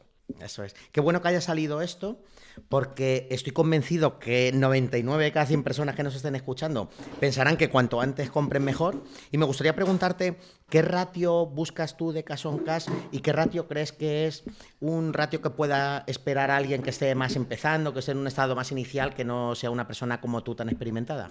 Alguien que empiece, digamos, yo le diría que al menos que vaya buscando ese santo grial de la inversión inmobiliaria, que es ese 10% de rentabilidad bruta. Yo con eso, si la calidad del activo, la clase del activo no le importa mucho, diría, oye, al menos consigue ese 10% de rentabilidad bruta, tú ya verás cómo lo haces, si es por modalidad, si es porque compras un activo de menor categoría, por lo que sea, pero al menos por cash flow necesitas crear eso. Si vas por debajo de eso, es complicado que escales. Es un 10% de rentabilidad bruta a interés compuesto, supone que realmente en casi 6 años y medio, 7, yo doble, digamos, ese capital. Al menos voy a buscar eso.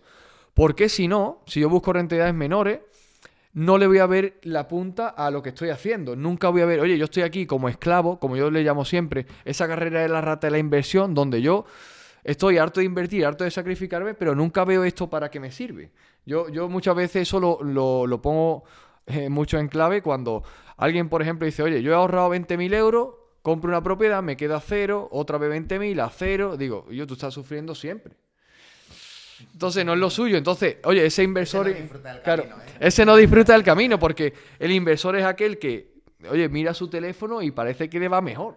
Entonces, oye, tengo propiedades, pero la gente de fuera dice, oye, tú cada vez te va peor. Entonces, tengo que tener, digamos, ese mínimo de 10% de renta bruta para que al final yo coja ese cash flow y que diga, oye, yo he invertido mi dinero, pero al final tengo una liquidez mínima para yo estar tranquilo, un fondo de emergencia mínimo, y estoy recibiendo, en este caso, cash flow, que me va a permitir que en un año mi patrimonio se incremente. Si yo mi ticket de compra o el precio que yo voy a comprar son de 100.000 euros, yo cada año compro 100.000, 100.000, 100.000, 100.000, 100.000, va a llegar un momento que voy a comprar en vez de 1, 2 propiedades en ese año y por lo tanto mi patrimonio estará creciendo en 100.000, me lo pagará otro porque al cabo de X años estará pagado y tendré un cash flow superior que complemente mi salario.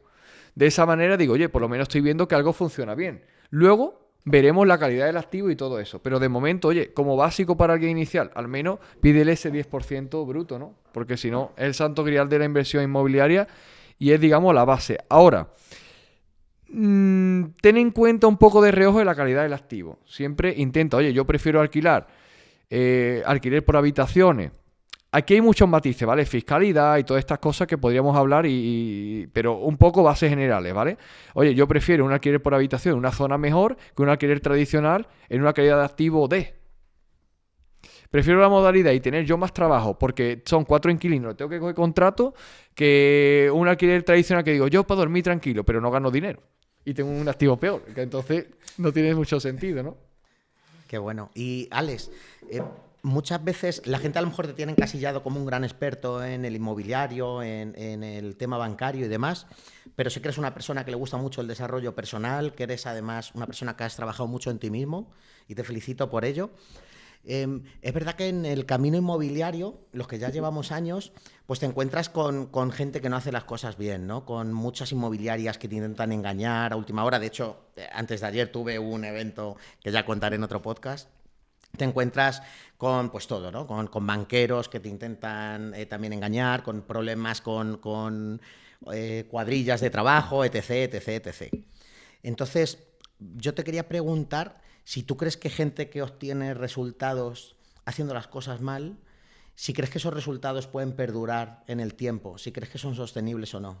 No, o sea, yo el camino, la experiencia que yo he tenido, o sea, a mí en este camino me han engañado, por ejemplo, los que antes eran mis socios, pues lógicamente me engañaron, tuve un aprendizaje brutal, tuve un máster carísimo en dinero y en preocupaciones. Y al final pues me dio, digamos, un aprendizaje a nivel de estructuras empresariales, de protección patrimonial y, lógicamente, estructuras complejas, un poco más complejas a nivel digamos, de rentabilidad y todo esto, ¿no? Entonces, esas personas, lo que yo he visto, o sea, ese fue un caso, pero a lo largo del camino he encontrado muchas personas así. Al final no llegan a escalar mucho porque tarde o temprano lo pillan. ¿Sabes? Entonces, mi base principal siempre ha sido, ok, si yo voy a ayudar desde que yo podré ganar dinero, pero siempre desde la base de ayudar a otros. Mientras yo más ayuda de a otro, probablemente esa ayuda me va a venir de vuelta. Entonces, claro, si yo voy a una inmobiliaria y la inmobiliaria me trata bien, tengo un gestor que me trata bien, yo le tengo que, oye, me incentiva porque realmente esta persona ha hecho un buen trabajo. Y es que yo pienso que cobra hasta poco. Entonces digo, ok, quizás debo pagarle más. Oye, esa persona se siente agradecida conmigo porque de 10 clientes eso no lo hace nadie. Y las personas van como ratas y no le quieren dar. Okay. Ahora, igualmente, en todo ese camino, si por ejemplo tú tienes un socio, tú tienes un colaborador, tú tienes tal que te va a engañar una vez, te engañará 1 o 2 veces, la tercera probablemente no te va a engañar. Entonces esa persona quizás no va a llegar lejos y yo en el camino que he visto muchos mentores enfrente mía. Yo invierto en formación mucho, tengo mentores de muchas cosas y a nivel, cuando yo estaba en el banco, pues tenía mentores enfrente que eran empresas que habían quebrado. Yo lo vi en la parte más mala de la crisis y también personas que habían superado eso y bien. Las personas que superan eso y bien, yo vi y yo aprendí eso mucho, eran las que tenían relaciones. Por eso yo me centro en todo, a mi día de hoy, es crear relaciones. Si yo tengo relaciones y tú tienes un negocio y necesitas levantar capital, tú solo levanta el teléfono y tienes el capital instante. Entonces, ¿eso cuánto vale realmente? Si yo tengo, por ejemplo, colaboradores que me dan piso y escucho cantos de sirena de que otro me da oportunidades mucho más baratas, aunque me la dé más barata no la quiero. Porque realmente yo sé que yo voy tranquilo, ese va y me firma todo, sé que no me va a engañar y yo ni lo miro. Yo muchos de los pisos que yo compro ahora le digo, ok, oye, este piso que lo tienes está ok, ¿tú lo ves bien? Sí, perfecto, señálalo tú. Yo te hago la transferencia y ni lo veo, yo ni los miro, o sea, yo no veo peso realmente. Cuando compro fondos y todo eso, lógicamente prácticamente sin verlo porque es un análisis sobre listados y tal, pero cuando es procedente de particulares y demás, ¿tú lo has visto bien? Sí. Oye, pero está reformado. ¿Tú sabes reformado? Sí, genial, yo te creo. Una vez me podrás engañar, la segunda no. Entonces, toda esa gente yo prefiero comprar más caro, pero realmente ¿cuánto vale esa tranquilidad? ¿Cuánto vale ese entorno? Entonces, yo me centro en tener relaciones con personas que tienen un nivel de conciencia superior y donde entiendan esto. Entonces, eso hace que al final yo digo, oye, es que este te da más dinero. Me da igual, no lo quiero. Si tarde o temprano ese me va a costar dinero. Entonces yo quiero, igual que el piso, velocidad de compra, 1 al año, 1. No voy a violar el modelo, no digo 1, luego 6 meses, no, eso no funciona. 1, constante y disciplinado. A partir de ahí, oye, estas personas me dan oportunidades, puedo confiar en ellas, vamos a crecer juntos. Mientras yo más crezca, ellos más crecen, mientras ellos más crecen, yo más crezco. Entonces, al final, como yo estaba también en el tema, por ejemplo, de las reformas y demás, yo le decía, mira, esta reforma ¿cuánto vale? Vale tanto. Si tú realmente estás pillado y tú al final los números no los has echado bien, conmigo no vas a perder dinero. ¿Por qué? Porque yo quiero que tú al final no me hagas una obra. Yo quiero que tú seas capaz de hacerme 20 obras al año. Entonces, si tú pierdes dinero aquí, yo te lo tengo que complementar. Ahora, ten cuidado para la siguiente. Este personal no te ha trabajado bien, tal. Ahora, no te puedo hundir ahí. Si yo le pienso digo, oye, yo le pago lo mínimo en esta obra, esa obra está pillado, él está, y entonces directamente tiene que echar todo el mundo y ya yo no hago ninguna. Por lo tanto, yo lo que quiero es que a él le vaya bien porque mejor me irá a mí. Entonces, mi entorno, que es lo que yo decía de la bandera, yo quiero que mi entorno le vaya bien, porque mientras mejor le vaya a ellos, como dice Napoleon Hill, más partidos de pádel puedes jugar. Totalmente. Mi media va a subir. Si ellos suben la media, ellos van a subir la media. Si ellos compran vivienda, en vez de 5, tienen 40... pues ellos van a ver oportunidades y esa oportunidad ¿a quién se la van a ofrecer? ¿A alguien que le apuñale por la espalda o a mí? Uno, otro, al final te van a nutrir de cosas y al final van a ser más baratos. Yo lo veía mucho, imagínate que nosotros estamos en esta mesa, ¿no? Y dice, ok, oye, uno tiene un barco, otro tiene una casa en la playa, otro tiene tal. Si para nosotros al final es más barato todo, o sea, a todos nos va bien, cada uno nos centramos, yo voy al campo gratis, yo voy al barco gratis, tú luego vienes a mi casa en la playa gratis, porque es el entorno al final. Oye, una persona que no tenga entorno va al barco y ni va porque le cuesta dinero, va a este viaje, le cuesta dinero por todos lados porque no tiene entorno. El que tiene entorno le cuesta todo gratis, realmente. Entonces, va a ser mucho más barato. ¿Por qué? Porque él ha puesto el trabajo en hacerlo ahí. Entonces, ese entorno, esas relaciones, ¿cuánto valen? Para mí, es el mayor activo. Qué bueno.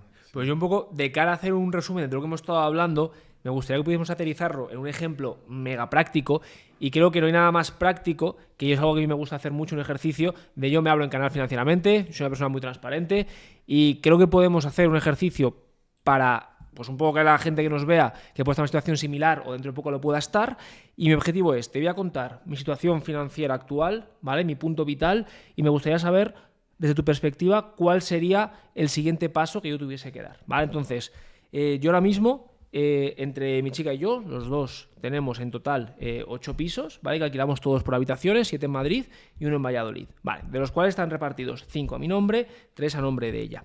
Y ahora mismo estoy en el proceso de que he dejado de trabajar por cuenta ajena y supongamos que no voy a empezar ninguna empresa, que voy a ser rentista, ¿vale? No es el caso, yo voy a montar mi empresa, pero para este ejemplo creo que tiene más sentido hacer el cálculo así. Vale, entonces yo ahora mismo voy a dejar de trabajar por cuenta ajena, es decir, voy a dejar de ingresar esa nómina que todos los inversores siempre tenemos muy en la cabeza, como que es algo muy necesario, y a día de hoy tengo, o sea, con mi parte, ¿vale?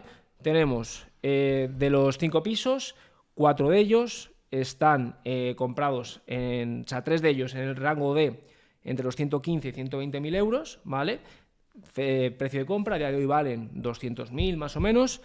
Esos alquileres me dan una media de 1.700 euros cada uno y las hipotecas 450 cada uno, ¿vale? Luego está el de Valladolid, que está un poco inferior, que son ingresos 1.200, hipoteca 275, ¿vale? Comprado en 67 y valor de mercado pues igual 90, 95, igual me ayuda más Ángel, sí, ¿no? Por ahí, no, venga, 100.000 euros quizás. Y luego tenemos el último piso, ¿vale? Que es un piso comprado en 230.000, tasado en 295.000, el cual vamos a ingresar 2.600 euros de forma conservadora e hipoteca 750 euros, ¿vale? También os las digo para que vayáis a usurparme los pisos, ¿vale? O sea, quiero que la foto esté muy clara, ¿no? Entonces, a partir de ahora, yo tengo una situación que es muy diferente a la que tú has estado comentando y he empezado a reflexionar y digo, joder, quizás no he hecho las cosas tan bien. Mi objetivo era correr, ¿vale? Yo quería llegar rápido a la libertad financiera para poder, pues, tener la vida libre, como hemos comentado al principio, y poder emprender. Vale, yo tengo una hipoteca en cada banco. Literalmente he hecho lo contrario, ¿no? A lo que tú nos comentas. Yo me gustaría, suponiendo que no voy a tener ningún tipo de ingreso extra más allá del inmobiliario, quiero seguir escalando, pero ahora no tengo nómina. ¿Qué me recomendarías? Claro, a ver, había muchas cosas que trata de, imagínate, por las cuentas que tú haces o que yo he podido hacer. Oye, tengo 8 pisos, más o menos de media neta, son unos 1.000 euros, son unos 8.000 al mes, probablemente puede ser. Sí. Porque más o menos, oye, 1.300, el de Valladolid un poquito menos y el de 295 de valoración pues tiene un poquito más, ¿no? Oye, vamos a poner entre 7 y 8.000, estamos hablando de unos 96.000 euros, 90.000 euros al año neto. Vale, ok, ahora, Todas esas entidades que tú tienes las tienes muy dispersas. Eso puede ser interesante a nivel de que yo me centre en una y las otras me van a llamar porque al final me he olvidado de ellas. Entonces quizás hoy las dejo en stand-by, no sería digamos de la manera más óptima inicial para una entidad, pero oye, no pasa nada. A día de hoy puedo mantener esas entidades, centrarme en una en la que yo vea mayor proyección y vincularme todo a eso. ¿Cómo me puedo vincular? Pongo todos los ingresos de los alquileres en esa entidad y que esa entidad vea que yo cobro 8.000 netos. ¿Ok? Entonces, esa entidad voy a acumular capital. De momento, como tú dices, oye, he ido corriendo para esa libertad financiera, de momento yo no me plantearía nuevas compras hasta tener un saldo superior a 100.000 euros. ¿Qué es eso? Un año. ¿Vale? Ok, 8.000 por 12, más, oye, mi ahorro que tenga, 100.000. Perfecto. Ahora, en esa entidad yo intentaría, buscar una financiación al menos del 80%. Si yo puedo comprar pisos en el entorno que me has comentado, oye, son pisos de valoración actual de 200.000 euros, pon que tienes que comprar a precio de mercado, sin descuento. Son 200.000 euros, pues me centraría, ya que realmente estás centrado en el alquiler por habitación en la mayoría, pues oye, seguir con ese expertise, porque al final ya a nivel de gestión y tal lo vas a poder escalar y hacer un expertise incluso para ti y ya digamos que, como me has comentado, la parte empresarial para otros. Ya que tú realmente tienes este expertise, yo contrato a una persona que gestiona mis pisos y también de unos terceros, porque me sobra el tiempo. Entonces, de esa manera puedo cobrar a nivel empresa recurrentes, que son suscripciones muy seguras y que el banco va a ver, en este caso tanto de la empresa, si está en ese mismo banco, que yo tengo unos ingresos que, aunque sea la empresa, soy yo personal. Esos ingresos yo no los voy a tocar, porque si no me van a ser muy caros. Ahora, una vez que tengas ahí, realmente si tienes 100.000 euros y estás comprando de ticket 200.000, el banco probablemente te va a prestar, porque realmente tú tienes el 50% de lo que vas a comprar. Ahí, en esa siguiente etapa, yo no me centraría en hipotecas, en este caso con un exceso de financiación. El 80% estaría bien, pero si son al 60%, tampoco lo vería mal. Porque al 60% estaríamos hablando que tú vas a poner, en este caso, oye, con impuestos aquí en Madrid, estaríamos hablando 12.000 y prácticamente la idea sería que tú te quedaras en cuenta quizás 20.000 euros como liquidez y el resto al piso. ¿Qué pasa? Como son pisos que realmente van a tener poca deuda, lo que tú cobres va a ser muy alto. Eso el banco para escalar va a ser muy positivo en esas etapas. Ahora lo que yo vería es que tienes que digerir toda esa hipoteca, toda esa deuda, entonces no te centres en correr ahora, todo lo contrario, al revés, reducir, en este caso, la deuda, no endeudarte, a ratios del 80 podría estar bien, pero incluso yo lo veo excesivo, más al 70, 60 más o menos, para que las siguientes operaciones tú te sacrifiques tú en el propio ahorro. Que haga una etapa de 1 o 2 años en ese sacrificio. Oye, yo disfruto un poco, pero que realmente sea consciente que tengo que seguir ahorrando. Y a partir de crear ese equity positivo, porque tú te has endeudado poco, que el banco vea que tú no tienes tensiones a la hora de pedir crédito. La siguiente hipoteca, intentarla pedir en esa tercera, pues decir, oye, yo ahora los 80. Porque al final, oye, veo que voy con un exceso de equity importante porque he comprado bien y en estas últimas te la pedí al 60 para no forzar. Y ahí el banco lo que intentamos es que tenga una confianza plena en ti. A nivel en este caso, cuando nosotros vamos viendo el rating, viendo el scoring, va a ver en este caso que tú no has forzado las peticiones. Entonces, al no forzar las peticiones, la siguiente va a ser positivo para esa... o 11, el 12, el 13, eso va a ser muy positivo. Pero si fuerzas mucho ahora, probablemente te lo vas a cargar. Probablemente te lo darían también, pero vas a estar ahogado. Entonces necesitas un poco digerir todo eso y al final que esa entidad confíe en ti. Confía en ti sin presionarle, porque realmente todas esas entidades que tú tienes, esas 8 entidades, realmente no tienes una cierta vinculación en cada una. Entonces, oye, todos los ingresos a una, todo a nivel de seguros y demás que tú tengas por fuera, de si tienes un piso de alquiler, por ejemplo, donde vive, y yo le hago un seguro de contenido, oye, hazlo ahí, el coche, de los dos, ahí, aunque sea un poco más caro, para tener vinculación. Y al final, antes de eso, hablar con la entidad y decir, oye, mira, mi plan es escalar contigo, y yo voy a poner todos tus ingresos ahí. ¿Tú eres la entidad y eres el gestor que me va a ayudar a eso? Sí, porque mira, entiendo tu modelo, porque tal cual. Ok, perfecto, ahí todo a una all-in. Y a partir de ahí, pues, las primeras operaciones para no tensar, 60, 70% está bien. Y a partir de ahí, pues la siguiente, le damos 2 de margen y luego intentar elevar al menos al 80%. Qué bueno. Claro, yo justamente ahora mismo estaba en ese momento de, oye, pues estoy acelerando el proceso y tengo de las que están a mi nombre, una al 100%, 4 al 90% y las suyas 3 al 100%. O sea, que realmente lo he estado estresando a tope y me parece que es muy inteligente el consejo de decir, oye, vamos a empezar a desestresar esto y si esto quiero escalarlo a un patrimonio de 20, 30, 40 en el futuro, tengo que intentar desestresar la tasa de esfuerzo, vincularme más con un banco con el objetivo de poder crecer junto con ese banco de forma sostenida en el tiempo, ¿no? Claro, y lógicamente también a nivel de gestión de riesgo tuya, sí que es cierto que a nivel de patrimonio, o sea, son pisos que has comprado bastante bien de precio y lógicamente pues tienes ahí un porcentaje importante que al final te está cubriendo, pero el banco no va a entender eso. El banco al final, si no es una entidad que está entendiendo ese modelo al principio, que es lo que tú estás construyendo, va a entender que tú compraste ese piso, por ejemplo, en 120, que te alquilas en X, que está muy bien,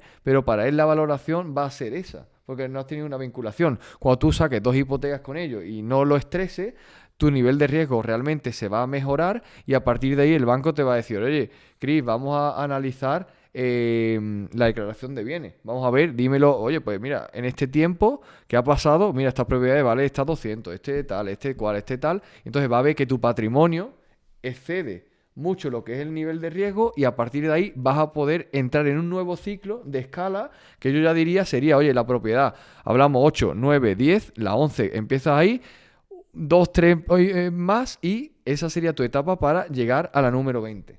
A partir de ahí yo estaría ya mirando de la 15 por ahí el tema del tema empresarial, que te permite escalar también con tu actividad que tú montes, porque al final tenga capacidad de crédito. Entonces tú, oye, tendré una velocidad de compra, me lo invento, de una propiedad al año o 2, y con esa empresa una, contigo personal 2, o cada uno ella, otro tú, y al final la empresa otro ente tuyo. Y al final te va a permitir que en 3 años prácticamente, pues a ese nivel, puedas llegar prácticamente a las 20 propiedades. Qué maravilla. Pues me gusta mucho lo que me planteas porque yo es verdad que seguía con mi cabeza puesta en, oye, voy a seguir financiándome hasta arriba y hasta lo que me den, pero es que me daba esa sensación de una forma quizás no tan razonada como tú me la has dado, de que me iba a ahogar, de que en algún momento el grifo se iba a cerrar, ¿no? Y justamente me gusta mucho eso que comentas porque quería poner el ejemplo de, oye, sin actividad empresarial pero efectivamente ese razonamiento que tú has hecho, yo al final, después de pues, llevar todas mis habitaciones, que es lo único que tenemos, al final he hecho un expertise en esa materia y efectivamente es en lo que yo creo que, para no tener un coste hundido y porque me apetece y me hace ilusión, es continuar en esa línea haciéndolo para terceros. Entonces realmente mi empresa efectivamente es de gestión de habitaciones, ¿no? Que para mí es la línea continuista que tiene sentido, lo que mejor sé hacer y que encima pues engancha muy bien pues, con todo lo que va a ser mi estructura personal. Claro, puedes delegar muy fácil porque al final, oye, tú vas a tener un asistente, el cual tú le vas a enseñar, y esa persona va a tomar el mando y al final esa persona luego puede tener un asistente y tú delegar en otras verticales de negocio o en este caso en otra inversión que al final es fácilmente escalable. Entonces, oye, ya que tienes esos pisos, lo tienes que hacer para ti. Oye, a también varias personas también como un ingreso recurrente. La gestión para mí me gusta mucho porque al final, si yo, por ejemplo, tengo en gestión, me lo invento, 10 pisos y esos pisos son de media 1.500 euros, pues tengo 15.000 euros. Si yo cobro, ponte 10%, 12%, que es lo mínimo, ¿no?, que se cobra en este tipo de gestiones, más IVA, pues al final tengo casi un salario. Estoy hablando de, oye, 1.500, 2.000 euros por al final cosas que yo ya lo hago para mí. Con eso lo puedo invertir en una persona que tome el trabajo y yo me salgo de ahí y yo la superviso y una vez que la superviso lo hace solo y yo a lo mejor estoy en otra vertical, por ejemplo, como PSI aquí, que yo ya lo hago, imagínate, hago otra vertical o me hago otra vertical, por ejemplo, de rent to rent, ya que tengo capacidad de captación de piso, o me hago otra vertical de, oye, voy a comprar piso y tengo, por ejemplo, 2 personas de obras de confianza para yo intermediar en las obras y para que al final inversores yo le haga como subcontratista de obra y al final también puede hacer otra actividad empresarial. El sector inmobiliario tiene muchísima profundidad y al final pues tiene muchas oportunidades. Felicitarte porque realmente, aparte, o sea, los números son muy buenos a nivel de rentabilidad, son brutales y, o sea, ya de por sí yo te diría también, ¿no?, que yo también he vivido ese camino de la libertad, disfruta un poco, ¿vale? Lo que dice, ok, oye, puedo hacer 100.000 y ahorrarlo en un año, pero, oye, voy a destinar 2.000, imagínate, voy a destinar un 25% a... Me obligo a gastar, me voy a obligar a gastar porque al final yo también estoy en ese punto de decir, oye, yo me obligo a gastar a esto, yo me tengo que obligar a gastar en formación esto, me tengo que en ocio tal, ok, me voy a obligar a hacerlo, me tengo que formar de algo, me tengo que hacer tanto de otra cosa. Entonces, ya las rentabilidades son brutales porque ya incluso lo que me comenta, oye, 1.700, si aunque esos pisos te diesen 1.200, ya estaría genial. Entonces, 1.700 es brutal, todo ese exceso, pues disfrútalo realmente y a partir de ahí date 3, 4, 5 meses y haces un reset, coges energía y oye, empezó otra vez a tope porque al final no tienes prisa y vas a utilizar un 60%, 70% de financiación. Oye, si tardo 10 meses o tardo 12, no te va a cambiar nada la ecuación. Joder, pues todos los sabios de esta mesa, uno por uno me habéis dado el mismo consejo, o sea que sería tonto si no lo cogiese. O sea que de verdad, muchas gracias, chicos. Dejar en comentarios qué opináis que tiene que hacer Christopher. Muy bien. Vale, pues me gustaría sacar un último tema, ¿vale? Ya cerramos, nos tenemos que ir ya a cenar, que se nos hace tarde, porque si no podemos estar aquí hablando con Alex durante horas, pero pues, al final tenemos una agenda y tenemos que respetarla a todos nuestra agenda. Y el último tema que quiero sacar es que ¿cuántas veces nos ha pasado que estamos obsesionados con ajustar al máximo nuestro seguro de vida, nuestro seguro de las hipotecas, nuestro seguro del coche? Intentamos optimizar nuestros gastos hasta el límite más absoluto, ¿no? Y ponemos mucha atención en negociar con la empresa de telefonía si te van a cobrar 20 pavos en vez de 15 y estás ahí preocupado por me voy a cambiar 30 veces de compañía por ahorrarme 10 euros y no nos damos cuenta de que el mayor seguro que pagan el 90% de los españoles es el hecho de tener el seguro de la seguridad de la nómina. Es decir, me gusta plantear este concepto porque cuando alguien está generando un valor para un tercero, ¿vale? Obviamente, si el valor que generas de forma general es menor el valor que generas es menor a lo que te paga, ¿no? Pues no tiene sentido y te despiden porque el negocio no es rentable. Entonces, para que alguien te contrate, tienes que generarle a esa persona un valor significativamente superior. Entonces, la diferencia entre el valor que aportas y lo que tú estás cobrando es el seguro que estás pagando por tener una nómina en vez de lanzarte a hacer los proyectos por tu cuenta. Entonces, me gustaría un poco que debatiésemos sobre este tema, a ver qué opináis, porque yo siento que muchas veces nos liamos a ajustar otros seguros en nuestra vida que son insignificantes y de repente estamos todos los meses igual pagando un seguro de 7.000 euros al mes por el simple hecho de creernos que la nómina es el lugar más seguro en el que estar. Sí, bueno, yo sí puedo ahí comentar. A mí me encanta, creo que ya sabéis mi tema, el de las hipotecas. A mí una conversación que me da mucha rabia es, ¿la hipoteca me ha dado al 2,20 o al 2,15? Es como, da igual, da igual. Puedo entenderlo porque yo he estado ahí al principio y creo que es un poco intentar mezclar la abundancia con la escasez y no encajan. Y es intentar ser inversor, crecer, tener el máximo cash flow, pero luego, pero es que pago 5 euros de la línea de teléfono y no me sale a cuenta. En mi primer piso yo me acuerdo que me hice un Excel y me puse, me sale a cuenta hacerme el seguro con este banco, me lo hago yo por mi lado y me ahorro 5 euros, pero luego pierdo a lo mejor la vinculación con ese banco que puede confiar más en mí. Y luego lo que dices, o sea, estoy de acuerdo, pero a la vez, tío, o sea, sí, pero no todo el mundo, el que tiene está pagando ese seguro de 7.000 euros, a lo mejor no tiene la capacidad de crear esa estructura que su trabajo tenga un valor de 7.000 euros. Porque, bueno, yo trabajaba de informático y estaba súper guay y todo, pero a mí me habían dado un setup perfecto para generar esa pasta. Pero ahora sí tengo que crear yo. El hablar con pues todos los clientes, el crear la página web desde cero, el hacer no sé qué. Luego, claro, meto mi pieza y genera 7.000 o 20.000. Pero crea todo lo demás. Entonces, estoy de acuerdo, pero también hay que entender que mucha gente muchas veces intenta tener esa seguridad sin querer asumir el riesgo de no ser capaz de llegar a ese setup donde pueden aportar ese dinero.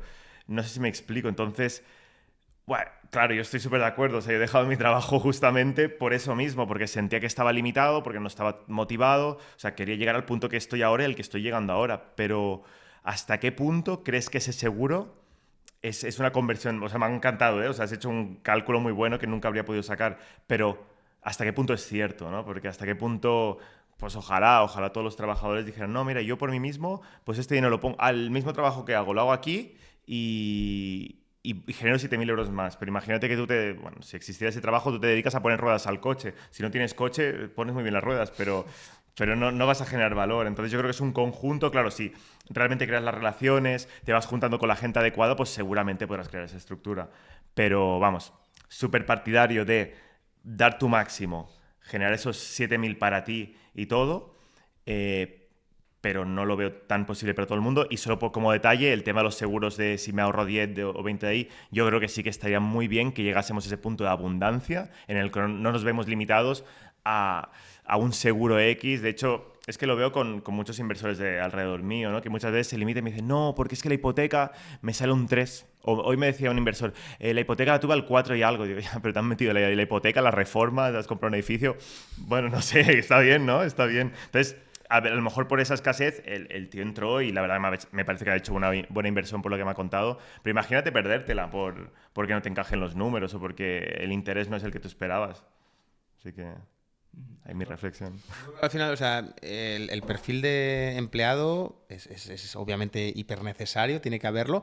Y hay gente que es, o sea, ¿cuántos casos ha pasado de gente que es súper buen empleado, súper buen incluso encargado de una actividad y en el momento que decide montar su empresa se mete una castaña enorme, ¿no? Yo creo que todos los que estamos aquí en esta mesa hemos pasado por formación empresarial, ya no tanto por formación de inversión, y te das cuenta que hoy en día hay gente que sale a montar su negocio sin tener ni idea. Es decir, que es muy bueno a nivel técnico. Yo trabajo en una empresa de electricidad y soy un súper buen técnico, te hago el cuadro enseguida, voy a las obras, meto el cable como un avión, pero luego salgo a poner y no sé tratar con los clientes, no sé pasar un presupuesto, no sé de Excel para pasar el presupuesto, no sé abrir el ordenador para... Pues te va a costar mucho hacer esa actividad. Entonces creo que esto hay que tenerlo en cuenta. Sí es cierto que yo en la parte de empresario, ¿no? Pues por ejemplo aquí yo creo que Alex, que tiene empleado y demás, te das cuenta, o sea, yo lo veo también con algún empleado que tengo que dices, joder, este tío le pago X y me está generando un X8 o un X10, o sea... Mola mucho eso, realmente mola mucho. Y oye, hay que tener a la gente incentivada, bien pagada, valorada, y yo creo que eso también es trabajo nuestro como empresario, decir, oye, que mi equipo esté hiper contento y oye, me está haciendo generar, por supuesto, pero mira, gente bien pagada y a la gente que... Pero sí coincido también en que en que no todo el mundo vale y que cuando llegas a ese punto y tienes ese know-how de cómo saber hacerlo, bueno, creo que nunca se sabe del todo cómo hacerlo y siempre es continuo aprendizaje, ¿no? Pero cuando ya estás un poco más metido en esa parte empresarial, pues es un poquito más fácil o esa bola ya va un poco más rodada y te animas a decir, pues lo que hemos comentado antes, ¿no? Y tienes a una persona, como el ejemplo que te has puesto con el tema de las habitaciones, que la contratas, te hace todo esto y te quita esa parte y te hace generar todavía más, pues oye, ahí está donde... Pero claro, ahí también hay riesgos, hay miedos, hay limitaciones que bueno, que unas personas las toleran bien y otras personas no tanto, ¿no? Entonces, creo que son necesarios los dos perfiles. Por supuesto que yo creo que la empresa privada en España es la que genera, la que mueve y la que hace generar, ¿no? Es decir, si todos... Yo vengo de familia de funcionarios, pero si todos quisiéramos ser funcionarios, no mis padres, ¿no? Sino el resto de familia, mucho funcionario en mi familia, pero el funcionariado no genera, o sea, generamos los pequeños empresarios, las pymes y por supuesto las multinacionales, pero bueno, que creo que tiene que haber un poco de todo y que no todo es para todo el mundo, pero yo desde luego estoy en el lado del empresario, me encanta, me apasiona, me encantan estos podcasts en el que hablamos de todas estas cosas y me chifla, pero entiendo que no es para todo el mundo, sería un poco mi visión. Y de hecho yo creo que mucha gente, esos 7.000 euros de seguro que tú hablabas que hay entre los 2.000 que cobra de nómina y los posibles 9.000 que podría generar, los paga a gusto. O sea, yo creo que al final se nos ha educado desde pequeños un poco en la mentalidad de que seas un esclavo, de que seas un peón para el sistema, de que seas una oveja más para el rebaño, no un gato. Y creo que mucha gente lo paga a gusto. Y luego también creo que hay un tema de ego. Yo que he trabajado en una compañía grande y demás, como que da más categoría, más caché y más estatus decir, no, yo soy director financiero de tal compañía o tal, que decir a lo mejor soy PSI de Valladolid, ¿no? A lo mejor el PSI de Valladolid cobra lo que el director financiero y sus 4 amigos directores juntos. Pero a nivel de ego, de categoría, de demás, pues puede haber quizá ahí esa barrera también. Total, a ver, yo veo también que lógicamente, yo antes pensaba un poco de la manera que digo, oye, si todo el mundo tiene el acceso a la libertad, pues oye, ¿por qué no la cogen, no? Pero ahora que también ya veo el mundo empresarial, sí que es cierto que veo que hay personas que quizás no quieran soportar esa presión de delegar, en este caso de que dependa, digamos, su recurso en otro. Y lógicamente también es complicado. Al principio, cuando tú estás creando estructuras, también, como yo le decía a Chris antes, ¿no? Claro, pones a esta persona, tú lo haces tú y ahora metes una persona que te gestione y así puedes escalar. ¿Qué pasa? Que en ese transcurso puede ser que esa persona no te funcione, puede ser que esa persona se te dé baja, puede ser que... Entonces, claro, yo ahora mismo digamos que tengo estructura y digamos, oye, tengo X departamento, oye, tengo administración, contabilidad, pues oye, todo lo como se ve en una empresa normal, pero hasta llegar a eso, muchas personas en el camino no han funcionado, han sido también mentorías diarias para intentar que ese sistema se adecue a lo que tú realmente quieres, primero porque quizás tú no, eres el que no sabe comunicar, y también ellos porque tampoco estaban dispuestos a asumir ese riesgo. También, desde el punto de vista que yo también soy empleado, o sea, tú como empresario piensas que lo más importante para ti es un reporte de ingresos y para ellos lo más importante es que hoy es jueves y mañana es la feria, ¿vale? Entonces, claro, ¿qué pasa? También hay que entender eso porque yo también estaba como empleado y yo, por ejemplo, que bailaba en esos entonces bachata y todas estas cosas, cuando había un congreso yo estaba ahí, pero pensando realmente que guay, que voy a ir tal, ¿no? Entonces, lógicamente yo pienso que todo el mundo hacemos una función en este caso adecuada al propio sistema. Hay personas que no valen o no valdrían para ser empresarios, si se ponen seguro que también lo harían, pero no están dispuestos a pagar ese precio. Y en este caso hay personas que incluso teniendo la libertad no la quieren. Entonces, oye, puedes ser libre y depender de tu tiempo y todo, sí, pero ¿qué haría con mi tiempo? Pensamos muchas veces, yo lo veía en personas que se jubilan, que no han construido en este caso hábitos ni nada y realmente es su ruina y su muerte. Porque dice, ok, yo ahora me jubilo, yo tenía mi entorno, iba a mi café por la mañana, los compañeros, hacía 4 cosas, tenía cierto rango que yo me sentía que era útil a la sociedad y ahora tengo 24 horas de tiempo, no he construido nada y realmente la persona está para morirse.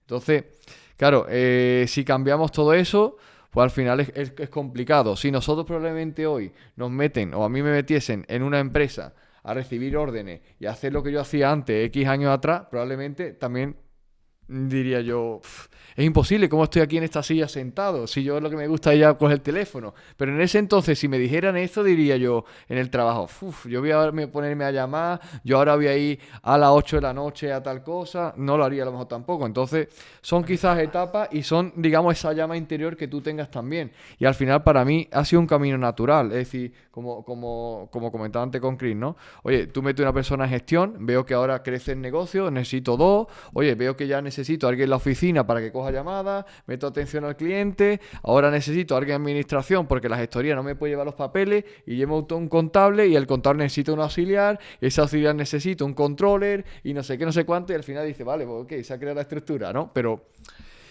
yo lo veo que es algo como natural y que hay personas que al final esa libertad financiera, que yo siempre me empeñaba en decirle a mi entorno anterior, ¿no? Oye, pero ¿por qué haces esto? ¿Por qué no inviertes? ¿Por qué no sé qué? Hay personas que realmente no lo quieren hacer.